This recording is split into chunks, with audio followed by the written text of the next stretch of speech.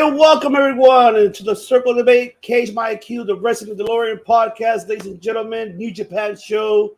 This is the host of TV's One, obviously here with my other host, mi familia, the Triangle Offense. All right, Clark Street. Love your episode, by the way. Make sure you check out Clark Street Wrestling Podcast. Oh, yeah. Shout out to them. That's right. The Triangle Offense right here and the defense. We're going to introduce mi familia, of course. I have El Dinero, porque he is El Dinero, not Robert De Niro's son, okay? Don't think he is he's De Niro's son. No, he's not. But he is, part Italian, so we better watch out because he will. Hey, what's the matter with you, man? It's back, of course. Ladies and gentlemen, Wrestling Delorean and Circle Debate. Mike Dinero. What's good, everybody? Right. Speaking of Robert De Niro, rest in peace, Paulie from Goodfellas. Yes, man. R.I.P., man. That's Paulie, man. I don't know how they're able to shave those garlic with those damn fucking razor sharp. Man, I always try doing that, man. They come out too thick, you know? And of course, I have this other gentleman who has the IQ that even Vince McMahon can't even have anymore because he is no longer around. And shit, he wishes they could have the IQ of this. He could have used me to keep his job. That is right. That is facts.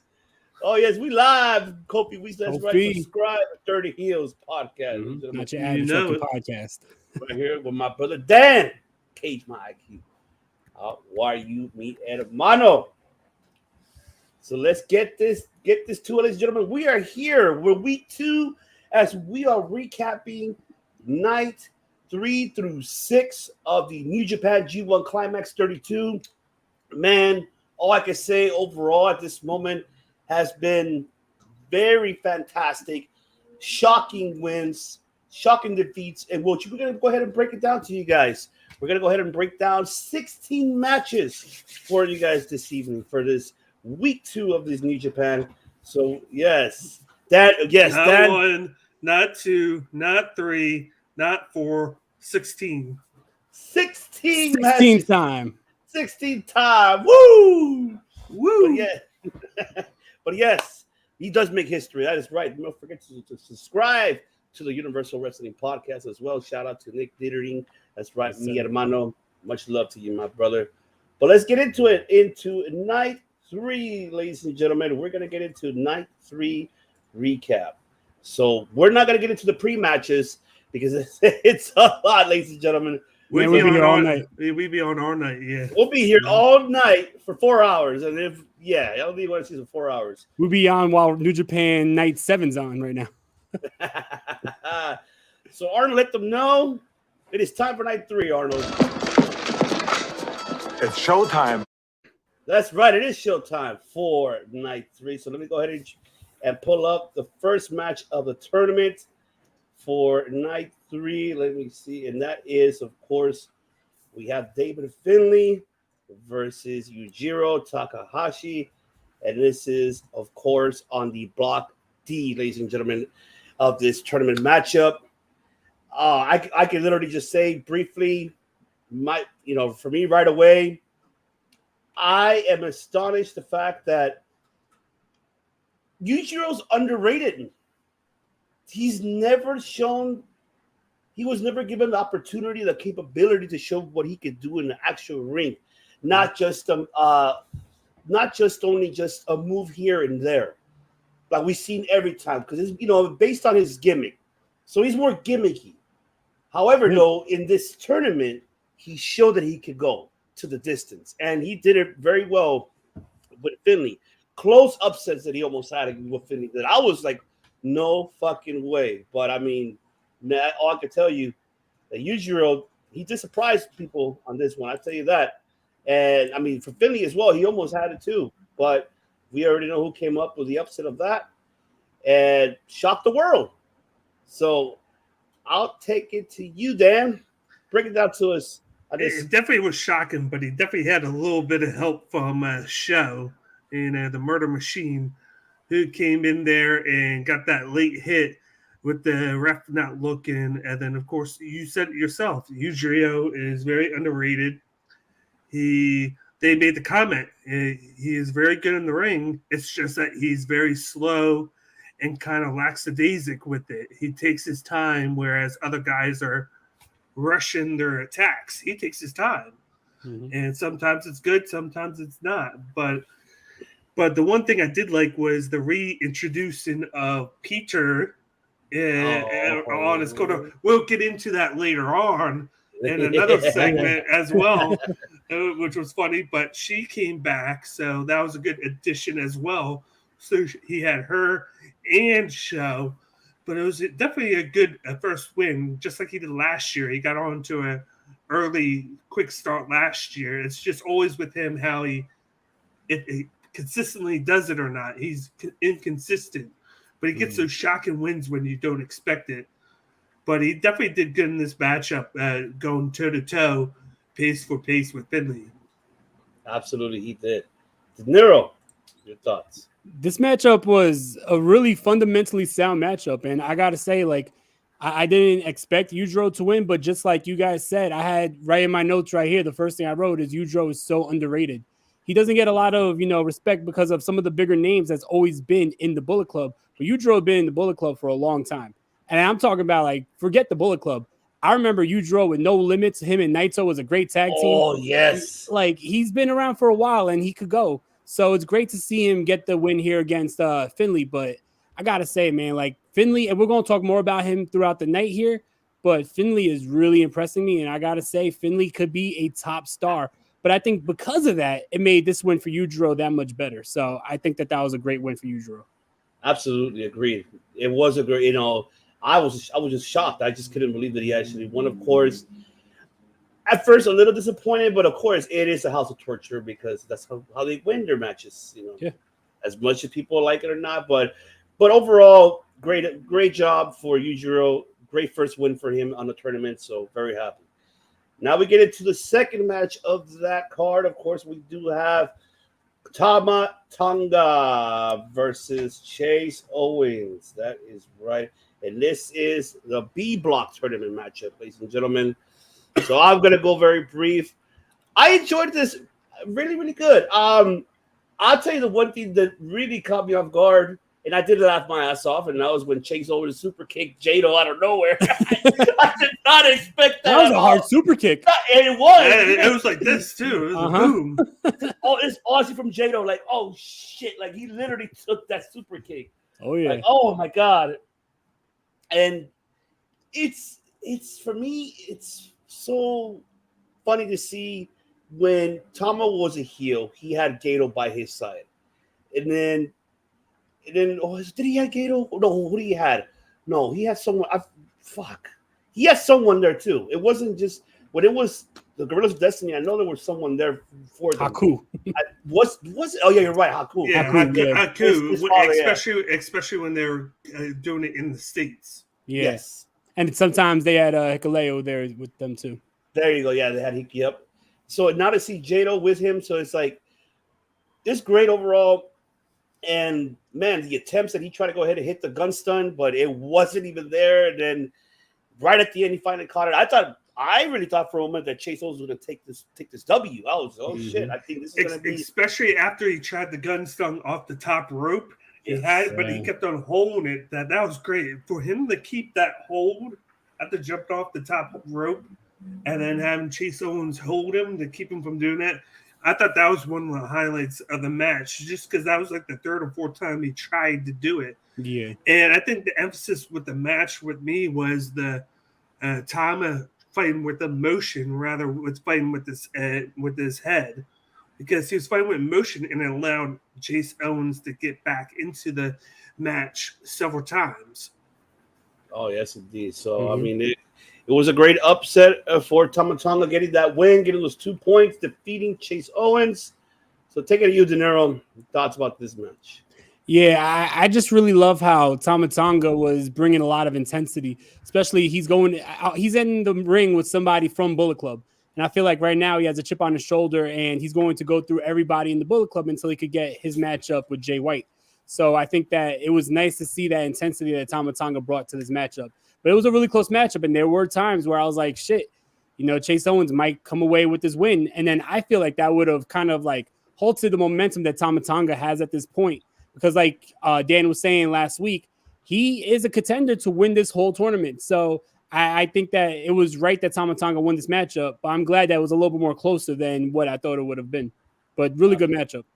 Indeed. And good innovative. I just want to I also mark down that it was a lot of innovative offense from both guys. Yeah, so it was.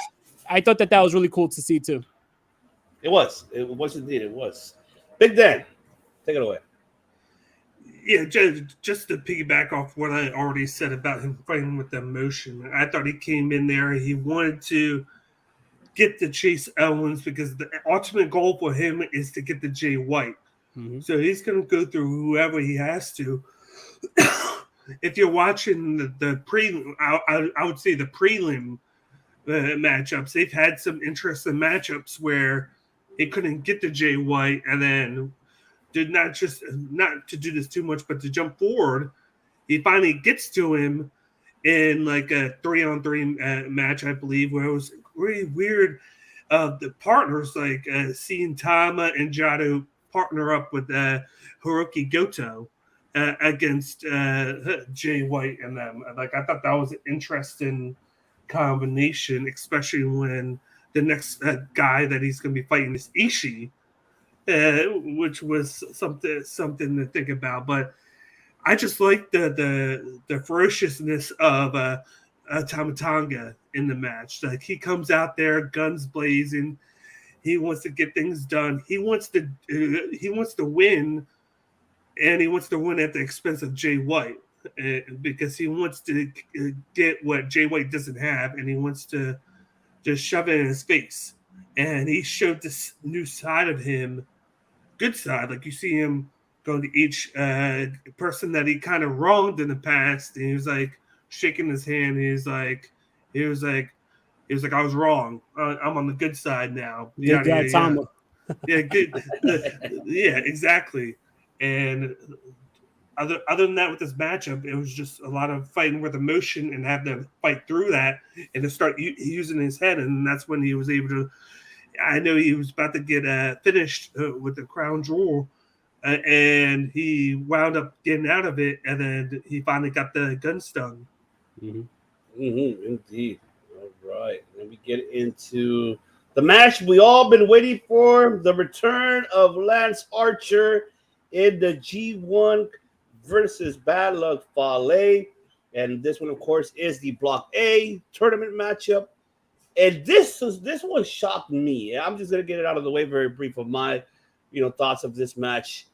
The beginning was really, really fast paced, like just these two massive heavyweights going at it with each other, and it was great to see Lance Archer, getting that little small pop from the crowd. I mean, it was awesome. I'm just so happy Archer's back home in Japan, and he loves it there, and the people loves him. But what shocked me was just he got counted out. What the fuck?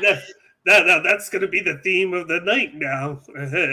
With this tournament is getting counted out. Yep.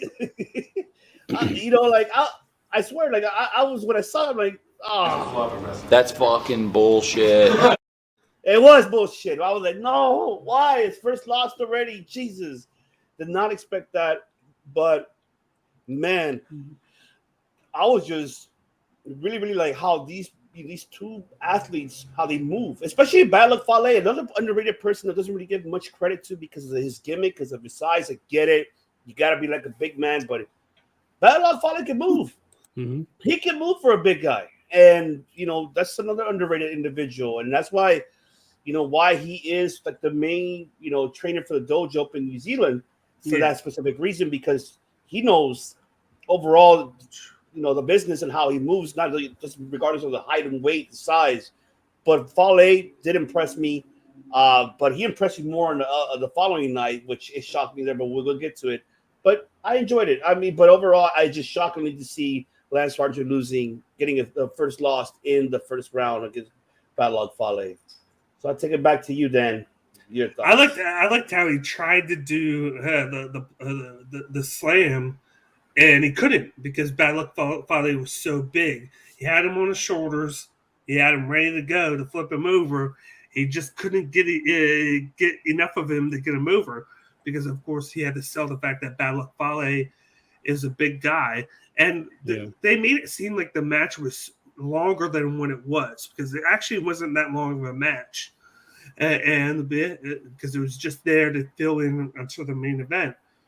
But they were able to just go at each other for a little bit, and then they get to the outside, and of course that's where Fale gets the win. Is he gets in just in the nick of time, and Lance Archer wasn't able to get in, and we'll see that more and more as the G1 Climax goes on. But it's like it was kind of realistic to me, because I'm like, how are they going to make this finish? These guys are two big guys. Two of the biggest in the tournament. How are you going to come up with a finish? Because I couldn't see either way, but that was the smart way to do it. Kind of like with the Toru Yano match against Jonah. You were like, how would Toru Yano win this? And it was the DQ by pushing him in, not giving him enough time to make it. And I dug the finish, because it's like, it kind of protects Archer still, because then it's like, he's a big guy. He didn't get pinned. It's just that Bad Luck Fale was able to get in before him in the nick of time to get the 2 points by DQ. So it made it kind of realistic to me. Indeed. What's going on? Championship on the line. I'll see you tomorrow, Alex Rich. Good. That's right. Part of the COD family as well, and the League family as well. That's our MMA podcast right there. All right. De Niro, give us your thoughts. I thought this was a really good big man match. I love the way it started out with a lot of intensity, and I really love, because I watched last week's shows in Japanese. This week I decided to watch them in English, and I loved how Kevin Kelly was talking about how Lance Archer hasn't been consistently booked in AEW. So like he felt more at home coming to New Japan. I thought that was a nice little touch, because it's the truth. And we're all thinking it, right? So it was good that Kevin Kelly actually mentioned it. But these guys are so agile. And I thought that the match was really starting to pick up when Archer hit that cannonball off the apron. But then like shortly after there, we had the count out. So I thought that, this matchup could have, maybe went a little longer, just because I feel like it was really starting to pick up towards the end there. And then it just felt like out of nowhere, Archer's counted out. But nonetheless, I'm, happy that Bad Luck Fale got the win. He's another guy, like, he reminds me a lot of Yujiro, because he's been around for a long time, and he's really underrated. A lot of people don't talk about Bad Luck Fale. He's not just a big guy who can't work, because he could definitely work.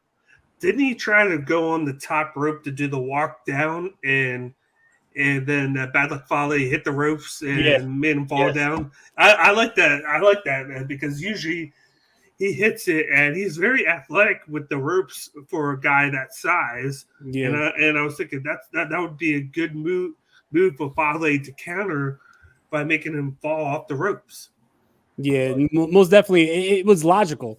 Where sometimes you see in like AEW when he does that rope walk, like the wrestler's not even hurt and they're walking with him. I always felt like, this was logical. You just push him off the ropes, or you push the ropes. So I like that Fale actually did that, because it would make sense in a real fight to do that. You know what I mean? Indeed. And now for the main event for night 3, as we have Hirooki Goto versus Tetsuya. Wait, is that right? Am I getting it correct? I think I have. Yes, actually, yes. Yeah, right. You good? Tetsuya Naito. Yes, it's yes. correct. I'm so confused. yes. Hirooki versus Tetsuya Naito. And that is, of course, on Block C. And, man. I would against. What a banger. Play it for me, Devin. Play it. Where is it? Yes, I was, Devin. So what? Don't hate on me. Real men cry. Real men cry. Man. Fantastic, though, from Hirooki Goto. Now we're seeing the old Goto back. I'll give him that, because, of course, that's the Goto that we missed from Woo. I mean, but he couple years came up with this rapid fire, and Naito unfortunately lost, and it, did not come with the win. And I know that this is Naito's opportunity, but unfortunately, he did not come through. But this match was great overall. I really enjoyed, the offense of Goto. Like his offense is, like the spinning heel kick he does. Everything that just Goto overall is another one that I'm hoping we see a lot more of him being mentioned, and we see him more on that title contention once again, because that's another veteran that deserves to have at least one more run, maybe so. So, I mean, he hasn't really had a potential full run. I mean, that's just my opinion. But overall, awesome, incredible job for Goto. I did enjoy it. Naito, he was tranquilo. He was tranquilo. Okay, it's only one loss. I could make up for the next one. But, man. De Niro, I'll take it away, my brother. This was a really good matchup, amazing matchup, and I feel like that's the constant with the G1 Climax is you have great matches and they build and build and build, and when you get to that main event, you have an absolute banger. And this was a banger because these guys have so much good chemistry with each other. They've been in the ring with each other many times before, but you could really see it with some of like the reversals, like towards the end when you had Naito go for Destino, and then you had Hirooki Goto reverse that with what was it called? The Shotenkan? Is that what he calls it? Yeah, I believe like that reversal looks so fluent. Like, I don't know. It's just, you could tell when you got the greats doing this because they make it look easy. And if you look at the movements in there, it's so unnatural to have that type of movement reversed into that type of move. And they made it look so good. And that just shows the type of chemistry that these two guys have. And Goto's a guy I've been really like campaigning for a long time to get more of a push in New Japan because he's been so consistent. For as many years as I've been watching New Japan, I feel like Goto's always been one of the constants who's going to consistently put on a great matchup if he's on that card. So I think that it's really cool to see him win. And I also love the story that, Naito, this may be his last shot, and he's letting it slip between his fingers. Like he lost this matchup. We're going to talk about his matchup with Takahashi later, but I love how, we have that built-in story to this whole tournament as well. Really good matchup, though. I love this matchup. It's like he's taking things lightly in his matches. He's going in there. Exactly. And he's just thinking that he's going to win it. And he starts out really well, but then he lets his opponent get back into it. And then his opponent makes sure that every time that Naito gets a run going, they stop it. They stop the pressure. They stop everything that he's doing. And towards the end, I thought he was going to get it with the Destino. I believe he hit one, but then then Goto kicked out of it. He kicked out of it, yeah. Yeah, exactly. And he took a while back. He took a while to crawl and try to get the pin. Yeah, and then Goto got going late, and then he countered the Destino into his finisher and got the win. Yeah. And it was a good start to the tournament for Goto because we want to see something like this from him. Because we expect Naito to be in it towards the end, but we don't know what to expect from Goto. He's been a guy that we want to see have a good run into this because he's always there. He's always a guy that always puts on a show. And he's a fan favorite, but he never has a singles run like he did before. They've turned him into like a tag team guy or the trios titles. Yeah, a guy now, like he's hot potato between the two. So it was a good start for that, and I loved the match. It was worthy of the main event that night because they went long. Word. Shout out to Clark Street. That's right. Shout out to Clark Street Wrestling Podcast. Check out the newest episode. Check out earlier today. They give predictions for SummerSlam and their thoughts on Vincent Kennedy McMahon retiring. That is right, and we appreciate you, Dem. Yes, right here we are the Don Callises of the G1s of the New Japan. We are your Gaijins. We are your Gaijins for all the Stooge. That's right. But yes, all right. So let's get into now night 4. Yes, sir. Night 4 of the G1, and let me pull up the card for night 4. And let me see here. And the first match is, of course, Zack Sabre Jr. versus Aaron Henare. Right away, I want to get this out of the way for me. I enjoyed this match. A great opening match, honestly, because we are now, for the first time, for me, as a viewer as a fan of Inari, to see what he is capable to do with a technician like Zack Sabre. this is like your fucking Street Fighter match. I swear, this is how it feels to me because it's like I could picture Aaron as Sagat, and of course you have Zack Zomber as you just read my mind there. Like literally, I was about to say Sagat versus Dalcine. Yes, that was what I was about to say. And, great fight, like great sure. Yes, that's what it was. But this was a great, fantastic opening match. Just seeing, Inari taking just every shot that Zomber's been, throwing at him, the technician moves, and then until towards the end, where of course just that ankle lock that Zomber does. Oh my god! When I see him do it every time, it's so cringing because that looks so legit that he looks like he's really bending the shit out of it. Just that. Yeah, it's like a heel hook with the ankle lock. Oh, that heel hook! Oh my god! And he had a tap out, and you could tell by the end of the match, Hinari looked. For me, it looked legitimately he got. He was really hurt. It looked. I'm like, damn. It's hard to fake that move. It is. It's hard. That's not a move that you can easily fake because once you get a hold of that tendon. And that's why he's the submission master, because of the way that he's so technical, he can lock in a submission at any moment. And he was getting dominated in that match by Hinari. Hinari was just using that offensive onslaught on him. Just those clotheslines, the slams, the punches. He was just on top of him the whole time, not allowing him to breathe. And the only thing that Sieber Jr. could do to counter it was get up close and lock in one of those arm bars or a knee bar. Just enough time to wrapping him along the ropes. That's all he could do in this matchup. And he was able to, kind of like the Kenta matchup where Kenta was kind of dictating the pace. And then at the end, he sneaks in that's submission. It was the same thing here. It was the same thing, same outcome, which was Sieber Jr. making him tap out and getting the win, but at what cost? Because he's taken so much damage in the first two matchups. We have to see how it's going to cater on as it moves forward if that damage carries on with him. Because he's just, even though he's 2-0, he's just skated by getting pummeled a lot. Absolutely. Yeah. I just want to say very brief, to all of our viewers on the audiences, I highly recommend for you guys to watch this match. This is a real live version of Street Fighter, Sagat and Dawson right here.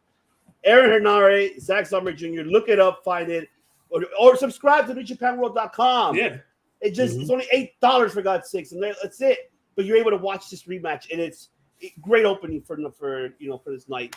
So take it away, De Niro. I fucking really love this matchup. I feel like both guys just mesh so well with each other. And I'm really starting to fall in love with Hinari's offense because he has everything from like MMA style kicks and strikes and then great submissions with that full Nelson. This matchup, I don't know if you guys got this from me, but this matchup kind of reminded me of one of those old school like UWF like pancreas matches. You know what I mean? Like where it's going to be like a fixed finish, but this shit might be real. You know what I mean? And I feel like I got that old school vibe from this, and it was just a great matchup. I think that it was a real throwback. This was a real throwback, and it was. I agree. I like that how he added the full Nelson submission to his repertoire out, and they've been showcasing it a lot on the prelims. This G1, just like they were doing in the lead up to this, they showcased it a lot. They wanted to make sure everybody knew what it was, and they wanted to make sure that any finish that was happening was with that, but then not overshadowing the fact that he has a finisher named the Streets of Rage, which he used in the last fight as well to gain the victory against Takahashi. So they're kind of trying to build him up, and maybe he's a guy that they really like right now. And maybe he doesn't win it this year, but maybe he could be a surprise winner next year or the year after. Most definitely. I mean, if they don't really like him, I do. Yeah, I do too. I'm just glad that I'm not gonna really say that United Empire really elevated him, but the fact that he changed his style in the ring is so different because of his character, because of his gimmick.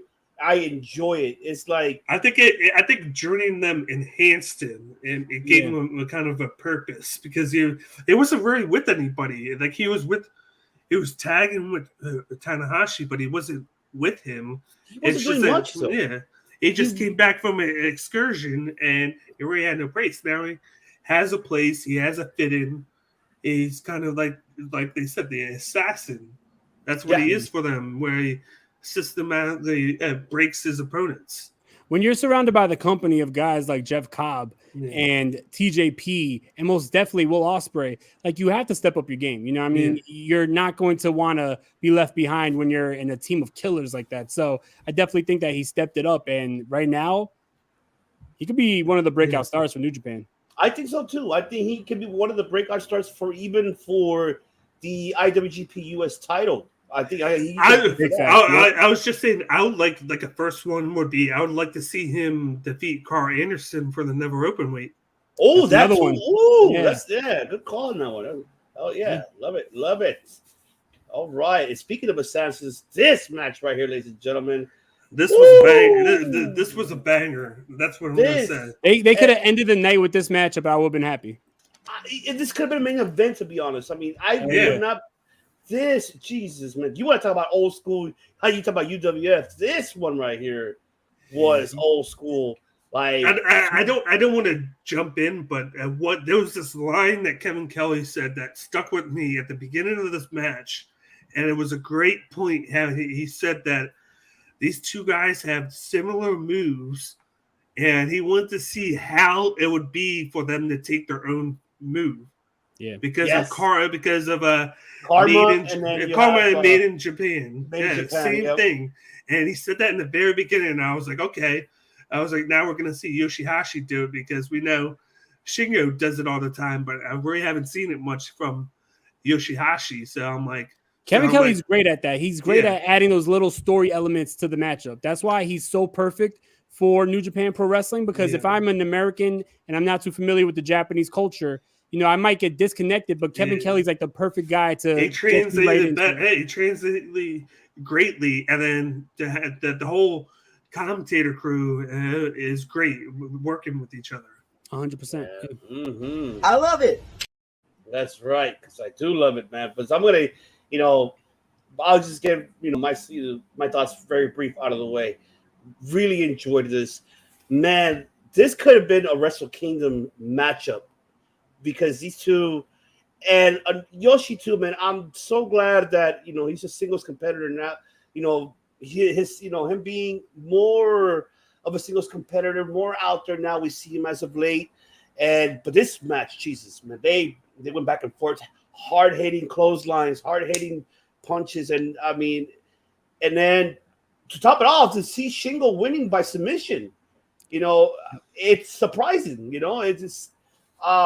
It's very. Was it? Yes, it was. It was a ground cobra. It was a schoolboy. Yeah. That's what caught me off guard with this match. I'm like, damn, these guys going at it, and then they finish it with the schoolboy. It's like you're like, whoa, like I didn't expect that because you expect Shingo to win by finish, but that shows how badass of a match this was. He just edged it out, They just kept on going back and forth with those clotheslines. That was the thing. I love the fact that Yoshihashi hit Karma on him and gets a close finish. And then you have Shingo do Made in Japan get a close finish. They just kept on going back and forth. And when I think of Yoshi, for some reason, I think of Dolph Ziggler, where he can wrestle anybody and makes his opponent look like $1 million, but then he never really has that really big singles where that's a great comparison. Dolph has won the world championship, but we never think of him in that way. We think of him in like a tag team way or like a mid card. Just a good hand. Like a very good hand, and that's why he has a long career because you can expect him to carry a match, and that's what he does. They said it last year, the year before, and now this year. Look at his matches in the G1. He's had some of the longest matches, but also some of the best because he can work with anybody. And this match just proves it, where you see Shingo has to win by a schoolboy. When do you see Shingo winning with a schoolboy? Never. You never see him do it, and he had to do it here because of how gruesome of a match it was with like I said, the clotheslines and the offensive moves. Those headbutts. Oh my God, those headbutts, Jesus! Those back and forth headbutts. I forgot all about that. Yeah. Ever since Shibata, I get so nervous with those headbutts because you could tell like there was no hand in between. They're smacking heads, and it's legit. Nasty. Those are legit. But go ahead, De Niro, take this one away. This matchup was just a fucking banger, man. Like, this was just so beautifully wrestled. Like, that's all I could think about, how beautifully wrestled it was. You know what I mean? Like, this was a masterpiece. And I love the fact that they had the story of they both had the same finisher. And even after hitting that finisher on each other, they both kicked out. And Shingo, a former world champion, had to win with a schoolboy. That's showing the ultimate respect to Yoshihashi because he just edged it out. It wasn't one of those like very convincing finishes. Like, he just edged it out, showing that he just escaped the matchup. Like, the way I see this is neither man won this matchup. They just survived each other. It was just a war. So I really love this matchup. Yeah. Oh yeah. Any final thoughts, Dan, on this one? Not really. Like we've all said it, how great of a matchup this was. Up until that point, this was my favorite matchup. Just because of how greatly paced it was. It was a long match. You could tell each guy was winded because they'd done so much. And then the finish like that, I bet you everybody was like this. Because because they were caught so off guard by how it ended that it like. And then afterwards, I wish that crowd could cheer for that one, man, because they would have went crazy. Yeah, even just the Japanese commentators, like this is like it excites me because it gets me off like in my chair. I'm like, Jesus, oh my God, it's so close to the count.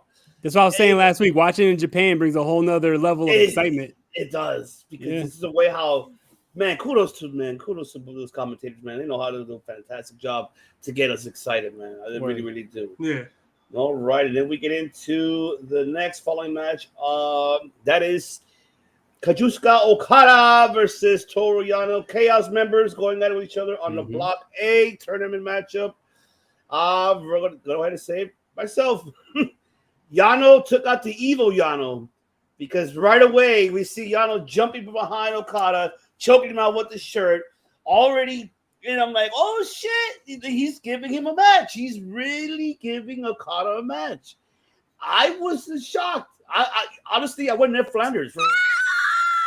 I did, because the fact to see Yano, we're so used to seeing Yano gimmick so much. We're not really. People hasn't seen the past of Yano back in 2000. Great Bash Heel. The Yano. Great Bash Heel Yano, blonde hair.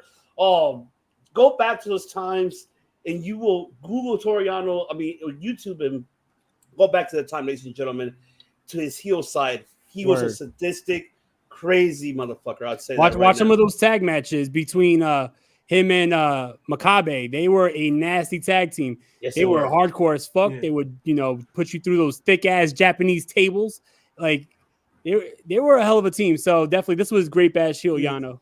Yes, and I didn't even notice until the end of the match that he was wearing an evil Yano shirt. Yes, he was. That was a great touch. I didn't even realize it until the end, and I'm like, man, I was like, if he didn't put that into plain sight any more than he could have, and that made it more too. But it worked because you knew that Okada was going to expect all the tricks in the book from him because of him being in chaos. But then he didn't expect him to be like evil Yano, and it created like a difference. Like, this match wasn't that long. It was long enough 10 minutes. 10 minutes. Long enough to do a couple of those things, like I said, the fast start, the evil tricks, the more offensive moves from Yano. But then Okada had to take over. He had to do what he did, and he beat him with the submission. And then I liked afterwards where he was getting ready to do something, and then Yano was like, sorry. He was like, we're good. Snapped We're out good. of it. Yeah, he was like, I'm good now. And then they shook hands, and then he went off. And Okada gives him the nod. and because he knew he was just doing it for the match. And then Kevin Kelly goes, "Oh, he snapped out of it. He snapped out of it. He's not evil Yano anymore." But yada yada yada. No. But it was entertaining. It was one of those, just like I said, they put it in that third slot to be like the transition to the main event, and it was a perfect time slot for it. It was definitely it was. Take it away, De Niro. Yeah, I mean, just to you guys really said it all. One thing I liked though was they were building off the story of how Yano won his last matchup with Jonah, because when he hit that Russian leg sweep, or what was it? The drop toe hold into the chair on the outside on Okada. He, first of all, that was Raven's move back in the day. He hit that Raven style. But anyway, when he hit that on Okada and he went into the ring and Okada almost got counted out, like Yano was trying to get away with another count out victory, but you had Okada come in right at 19. So it was like that, just barely making it in.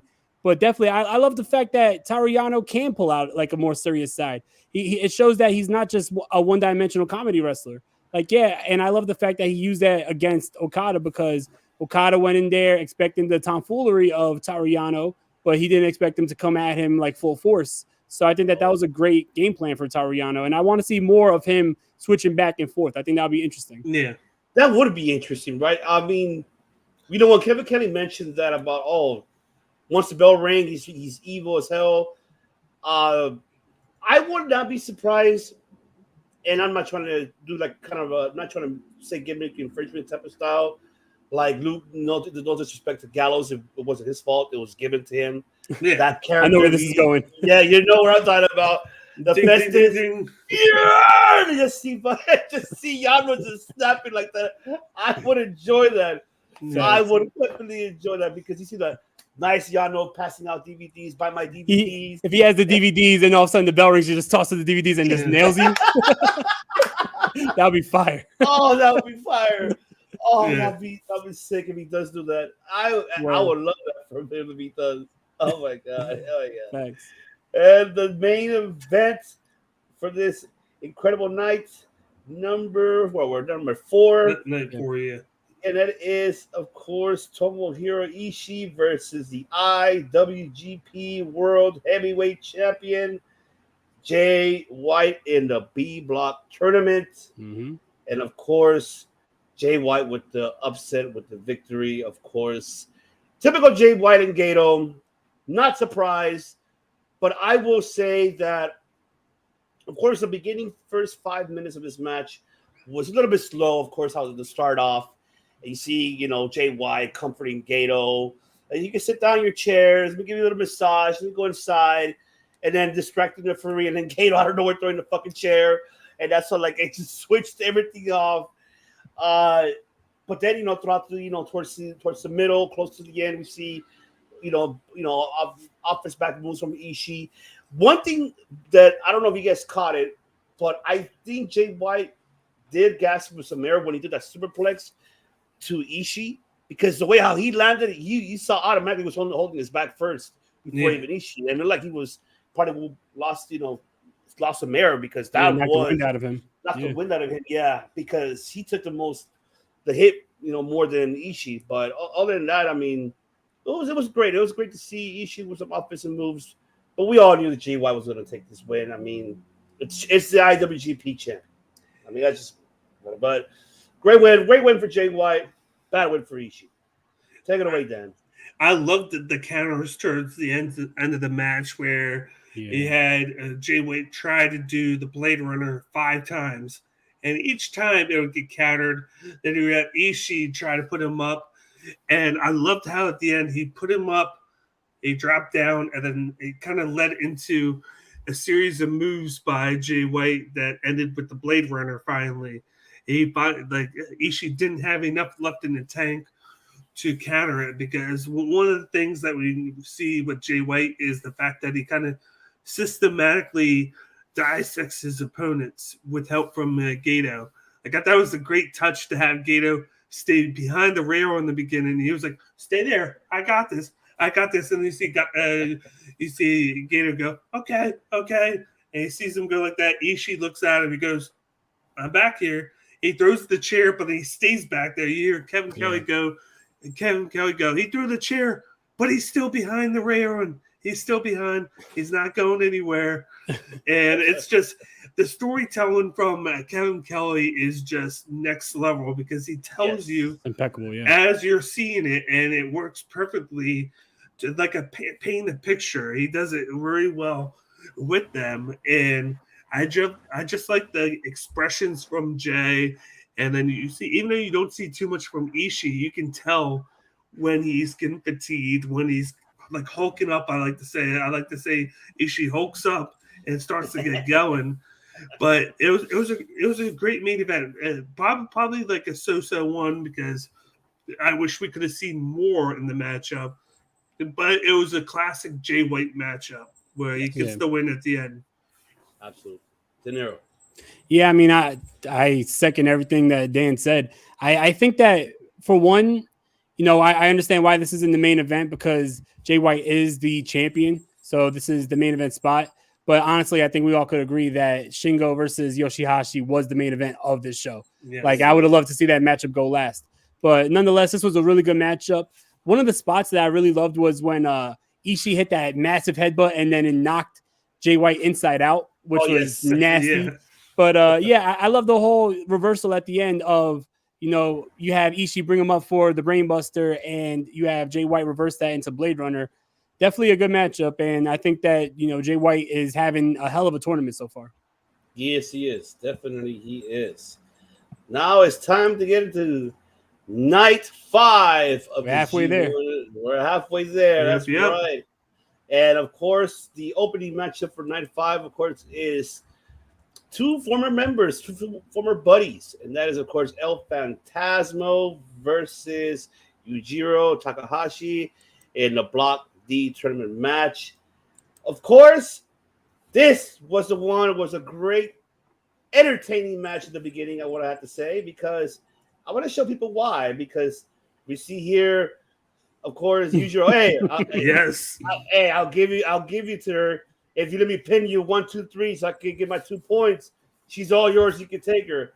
Offering Petrie, and and we see a Fantasma. Okay, yeah, sure, yeah, I'll take her. Then he gets down for the pin. Doesn't happen. And of course, we did. It was a great matchup. I want to say very brief overall. I did enjoy it. And all I can say is that, of course, after the matchup with Fantasma, of course, said, okay, you still belong to me, though. So you're still coming with me regardless. Yep. Of course, taking Petrie. And, of course, they walk off, ladies and gentlemen. They leave together. And, oh, man. All I can say, I was just... Oh, damn. This Kyoto. Did you see the interview afterwards? Yes, I did.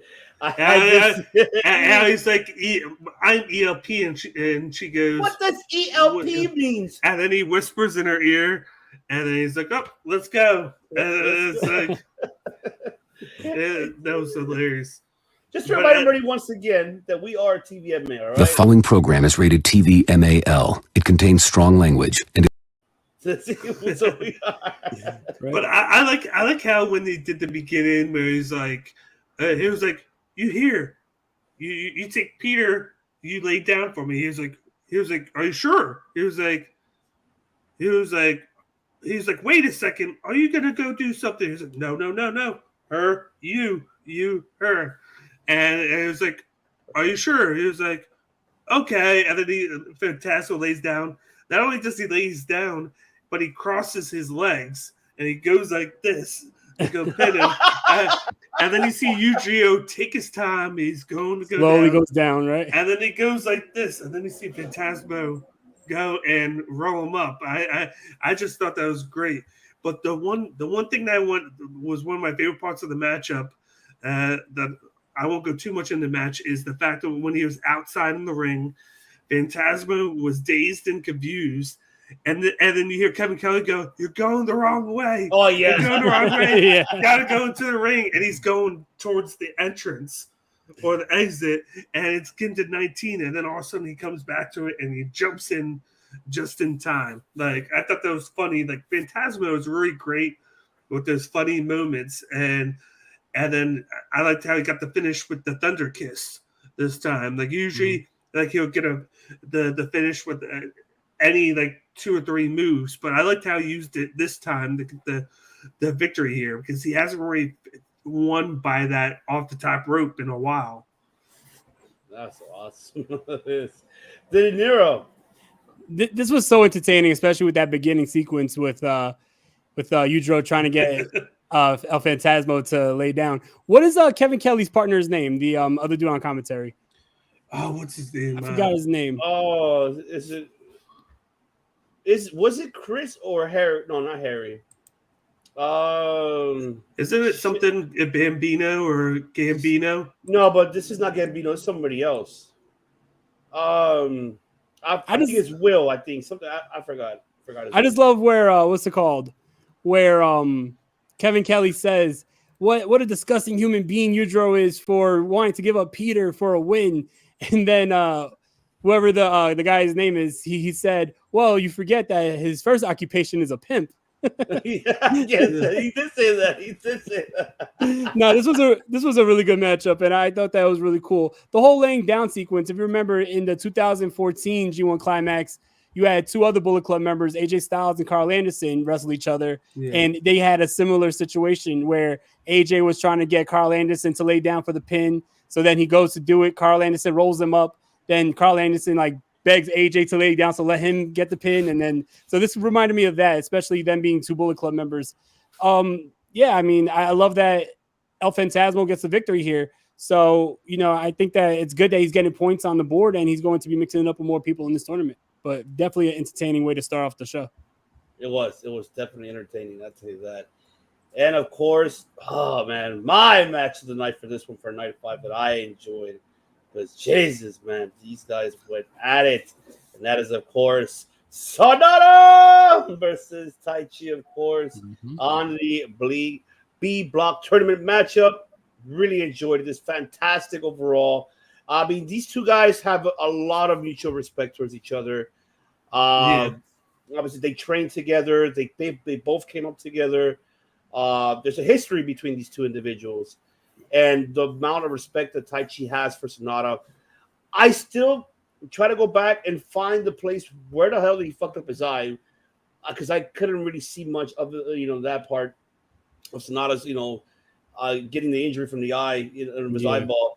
You mean that he had when he orbital bone, pretty much. Yeah, right? when he injured it against Will Ospreay. Yeah, but he injured it here again with Tai Chi. Well, I was trying to figure out Tai Chi was attacking it several times with the elbow. He hit it with the elbow a couple of times, and I think he was selling it, and that's what they were selling. The fact that I was going to say, I like the fact that he hit him with the elbow. Then Tai Chi notices that, so then he starts to pull a Jay White and attacks the eye, because that's what Jay White was doing in the matchup on was it night 1 or 2? I forget which one it was. The night 1, because he knew that he was still hurt there, and then they made a point to say that it was still a lingering issue, and you could tell during the match. But I thought the match was, pun intended, impeccable because of the beginning where they're flexing each other, and I liked how that they had a lot of close finishes in this matchup. And we had another roll-up for a pin with Sonata getting that pin finish that he's been using a lot this year.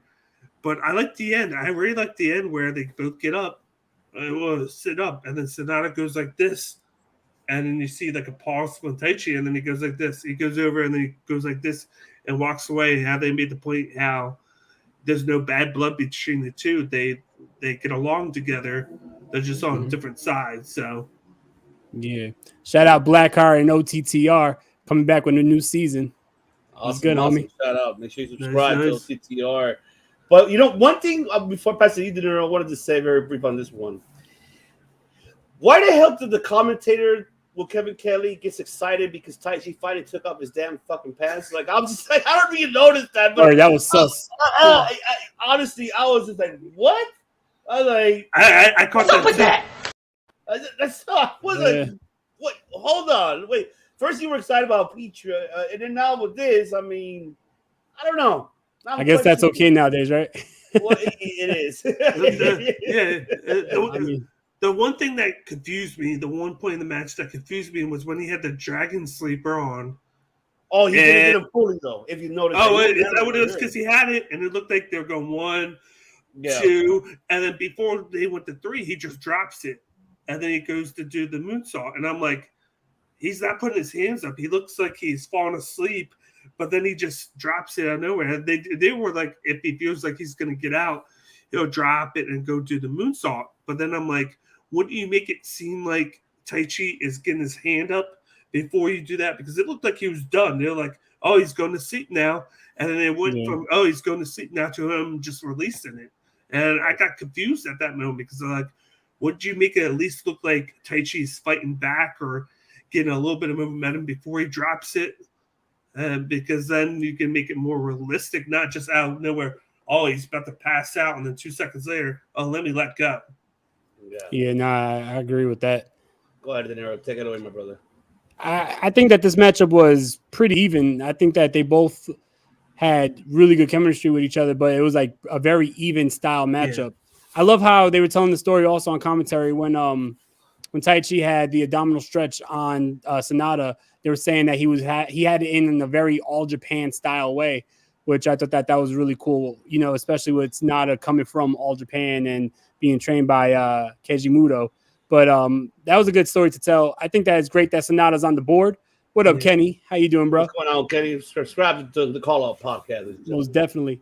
But yeah, I think that was a real cool story to tell, and I like that Sonata's on the board because we saw him lose his first match with Jay White. This was pretty even, and just like how I said, how Shingo gave that respect to what's Yoshihashi. Yeah, he got that. He gave that like respect to him that he just edged it out with a roll up. I got that same feeling in this matchup because Tai Chi's another guy who's been very underrated and he could go. And Sonata pulling it out with a roll up and not being able to finish him off convincingly, that just shows that Tai Chi has, more fight in him and he's going to probably go far in this tournament because not even Sonata could finish him off. Hell yeah. And another thing that Kevin Kelly made a point to say, that Tai Chi was a big fan of All Japan and not New Japan.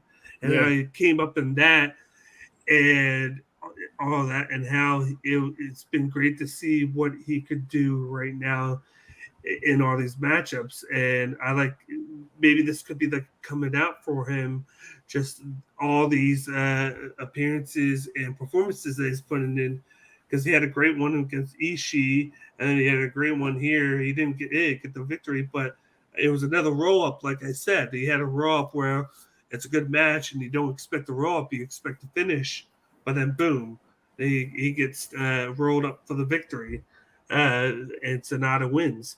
But I liked how he used that All Japan, to kind of just point out, and then the fact that his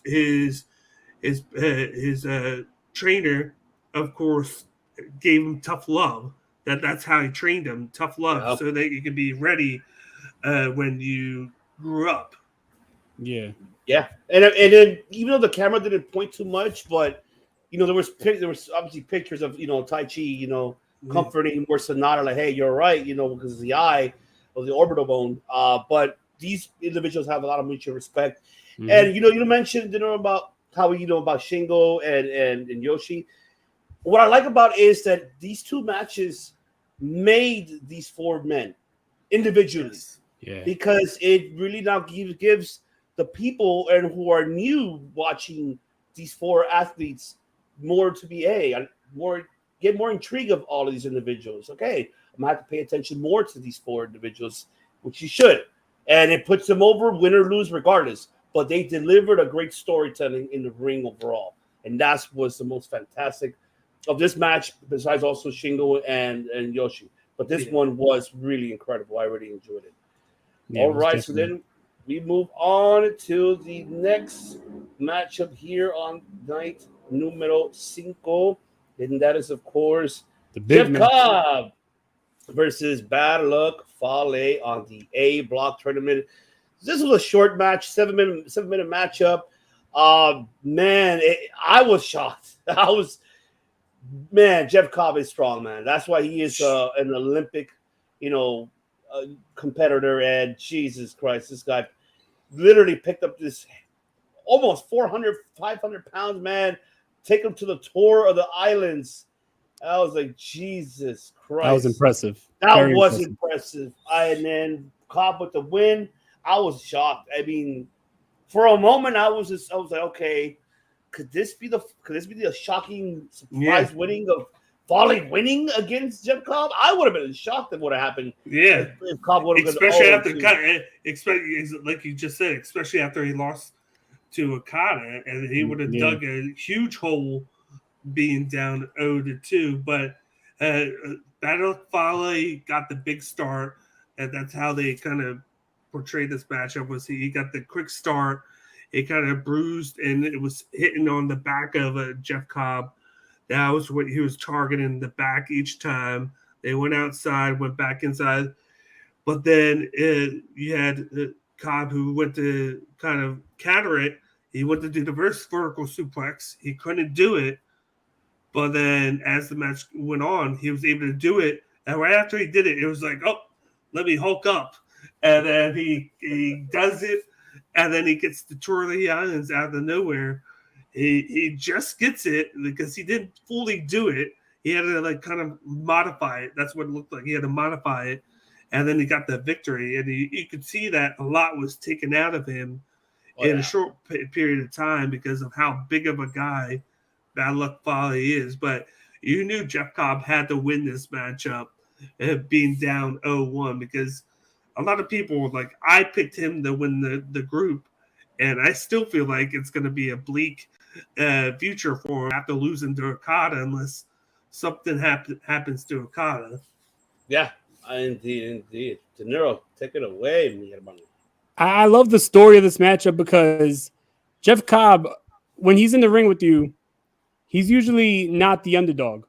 And this was a matchup for the first time that I remember where Jeff Cobb was the underdog because you had Bad Luck Fale just outsides him, and he was just so much more bigger than him. And you don't usually see that because Jeff Cobb is usually the guy who's much bigger than his opponents. I love the fact that in night one, Okada was the underdog against Cobb, and then Cobb got the role of underdog in his second matchup against Bad Luck Fale. But there's going to be a lot of big guys in that A block because, you got Jonah in there, you have Archer in there. But nonetheless, I just love that story of Jeff Cobb having to fight from underneath. And then when he finally hit that Tour of the Islands, that shit was like Hogan slamming Andre, you know what I mean? He finally got it on him. And so it was dope how he was able to get that on him because it's not just a power slam. Like you said, Bad Luck Fale is pushing 400 and he has him and he has to swing him. That is insane, that type of power that Jeff Cobb has. And I think that is really cool to see him wrestle an underdog matchup because he shows that he has other sides to him in the ring. And he won the matchup, so now he's on the board, and I think it's really cool. If Bad Luck Fale would have won this matchup, I think that it really would have been the story that Fale has, he's just running through the big men because he beat Archer, but then if he would have beat Cobb, it would have been a big deal because Cobb right now has got a lot of momentum behind him. So I think that, going into this, I thought that this was a very interesting matchup, and it was a really good big man matchup. Just really cool to see Jeff Cobb wrestling a different style of matchup than he usually does. Thank you. Absolutely. And now it's time for the main event for night 5. And that is, of course, that's right, Hiroshi Tanahashi versus Tetsuya Naito. And that is on block C of the tournament match. And the biggest shocking in the world that ever happened. When I saw it, No, God! No, God, please, no! No! No! No! Hey, yo, what the fuck? Damn! That's how I was because Jesus Christ. This is crucial. Extremely crucial for Naito. Mm-hmm. You're now 0-2. This is extremely bad. Now, But just overall, I want to say very quick, this match was a great storytelling. These two individuals are of course, they know each other way from the past. They're rivals, biggest rivals, because this was the battle of who was going to be the next ace at the time. So now, and then now see them once again coming back and Tanahashi being the one giving him a second loss. This is crucial for now Naito. His dreams of finally making it to the Wrestle Kingdom are now very, very extremely thin because now he's digging himself a hole. Yeah, big hole, and he needs a tiebreaker in order to stay. He needs a little help now. Major help. He's gonna need. I mean, it's motherfuckers in the stable. You use your teammates. Come on. Yes, like, what the fuck are you doing this shit alone? Like, turn heel already. You know what? For Honestly, real. I thought he was gonna turn heel. I thought he would for a minute. He was gonna beat the living shit out of Tanahashi for a minute. I was waiting for that because when the aftermatch, he was speaking. Tanahashi was trying to give him the respect, but he had none of it. He's like, I don't know if he did tell him, congratulations or whatever, but towards the end, you see when Naito put his cap on, he just, give him a little, all right, see you later. So this could be the end for Naito here in Wrestle Kingdom. His dreams in Wrestle Kingdom might be the end of it, but he's still hanging on to thin ice, ladies and gentlemen. So, but this match was really great storytelling. This is the fight for that fight for the win. This is a really, really, not even fight for the fallen. This is fight for the win, ladies and gentlemen. So this is the one that Naito needed this win, but unfortunately was short. And surprisingly, seeing Naito with a lot of submission moves too, seeing from Naito because he was really giving it to Tanahashi. But Tanahashi, and then Tanahashi for a little bit, we did see the little evil side. Yeah, evil side. Instead of going for his senton right to the knee, aiming for Naito's knee, and I was like, everybody was like, "Oh, what?" And we're seeing the evil side of Naito. Are you trying to bust the Kishin, Kishin Liger right here? What are you trying to do here, Naito? So be careful on that. But all right, Big Dan, take it away for the main event. I loved the ending of the match. There's a lot of back and forth there. I liked how the finish was the 3 twist and shouts. Then you thought Naito had it in him. He made one small move, and that's when Hiroshi Tanahashi went to the top, jumped on him, and then did it again and got the victory. I did like the usage of that submission by Naito. It's been one that he's been using quite a bit lately. It was kind of like a slow-paced wrestle match for the first half because it was kind of slow, kind of back and forth. You saw Naito go in, but then when he get hit, you see him go out of the ring to kind of give himself time. He did it several times in the matchup, and I think it was to keep the pace because this was a long match. This went over 20 minutes.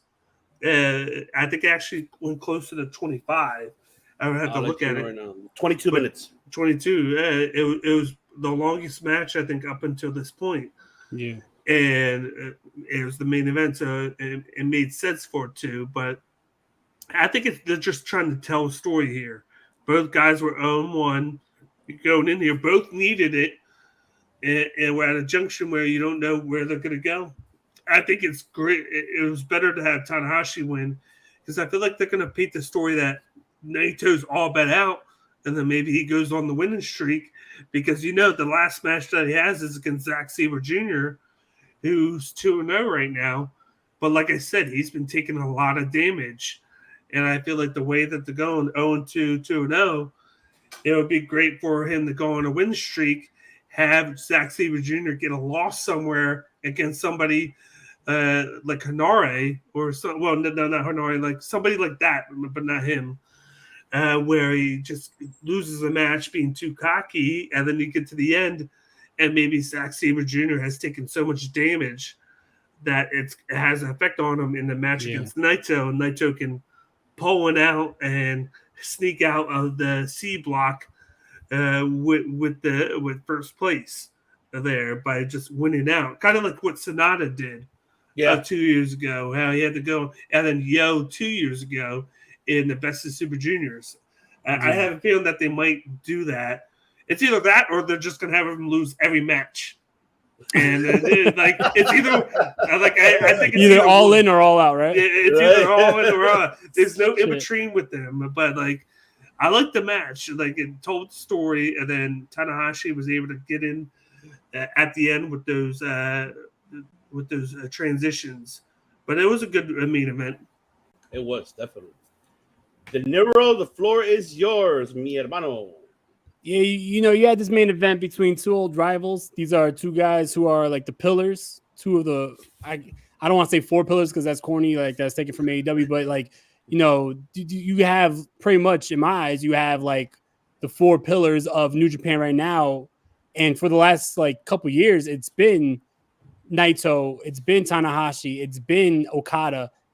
Before he left, it was Shinsuke in that conversation as well. But the thing is, here, the story with Naito digging a hole for himself and losing this matchup and making it harder and having his dreams of main eventing slip through his fingers, I think that's one thing, but I think that adds so much more drama that the guy who put him in that hole was his old rival Tanahashi. It wasn't just a loss to anybody else. It was a guy who he had bad blood with.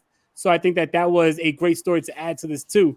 Also, the fact that this was yet another victory where it was not done with a finishing move. You had Tanahashi win with the inside cradle for the victory. So that was another story added to the match as well. But definitely a really good matchup between two old rivals that show that they could still go. One thing I wanted to say, like, you give it to about Naito's aggression in his match, like towards the end, especially like that brain buster that he gave on Tanahashi. Yeah. I'm like, Jesus, man. Like, Naito was really desperate of winning this. He had a little bit of frustration. Yes, and I think that's what caught the best of him, and unfortunately, that's probably was the flaw. Was so desperate, and then couldn't really get the upset.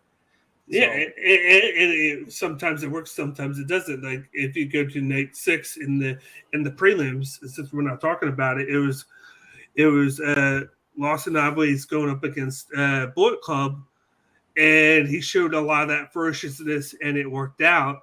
But then you saw a little bit of the comedy side in the end, because Los Angeles won that.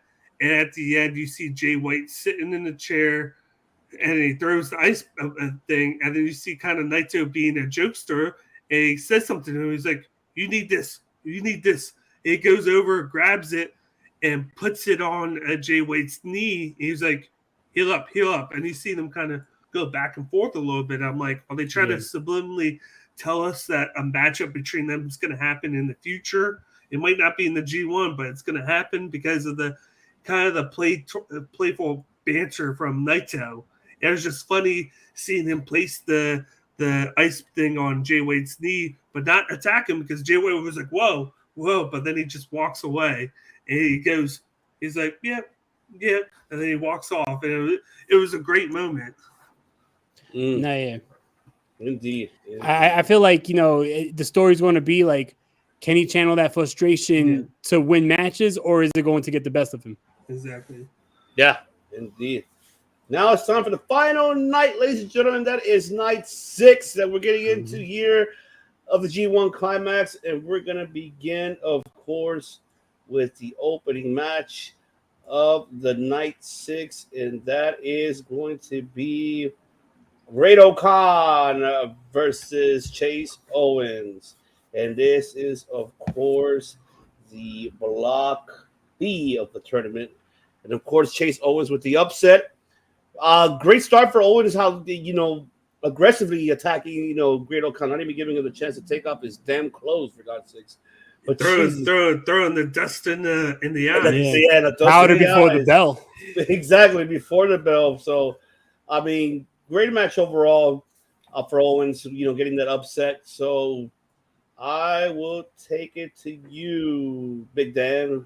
Take it away with this match. I like the commentary in this. Once again, another thing that we've talked about a lot, how they were saying how Chase Owens walks out and they're talking about him getting that big victory over Tanahashi last year. And he goes, that's right. Tell him who. And they go, Tanahashi. And he walks out. They're like, he won it clean. He didn't do any backstabbing. He didn't get any interference. He didn't use any objects. But then right away, you see him before they get started, he throws the dust into his eyes, and it's technically before the bell, so you can't use it against him. So he gets the offense going right away. He starts attacking him. Halfway through, you see Great-O-Khan come in. He gets the claw on him, holds him down. He starts to get some moves going. But then you see Chase Owens and knocks him out. And then he does that great move where he jumps out of the ring and he hits him with the face to the neck to the turnbuckle. And then he comes back in right away and hits the finish there and pins him right away. And it was kind of shocking because you're like, and one thing to note, this was Great-O-Khan's first match.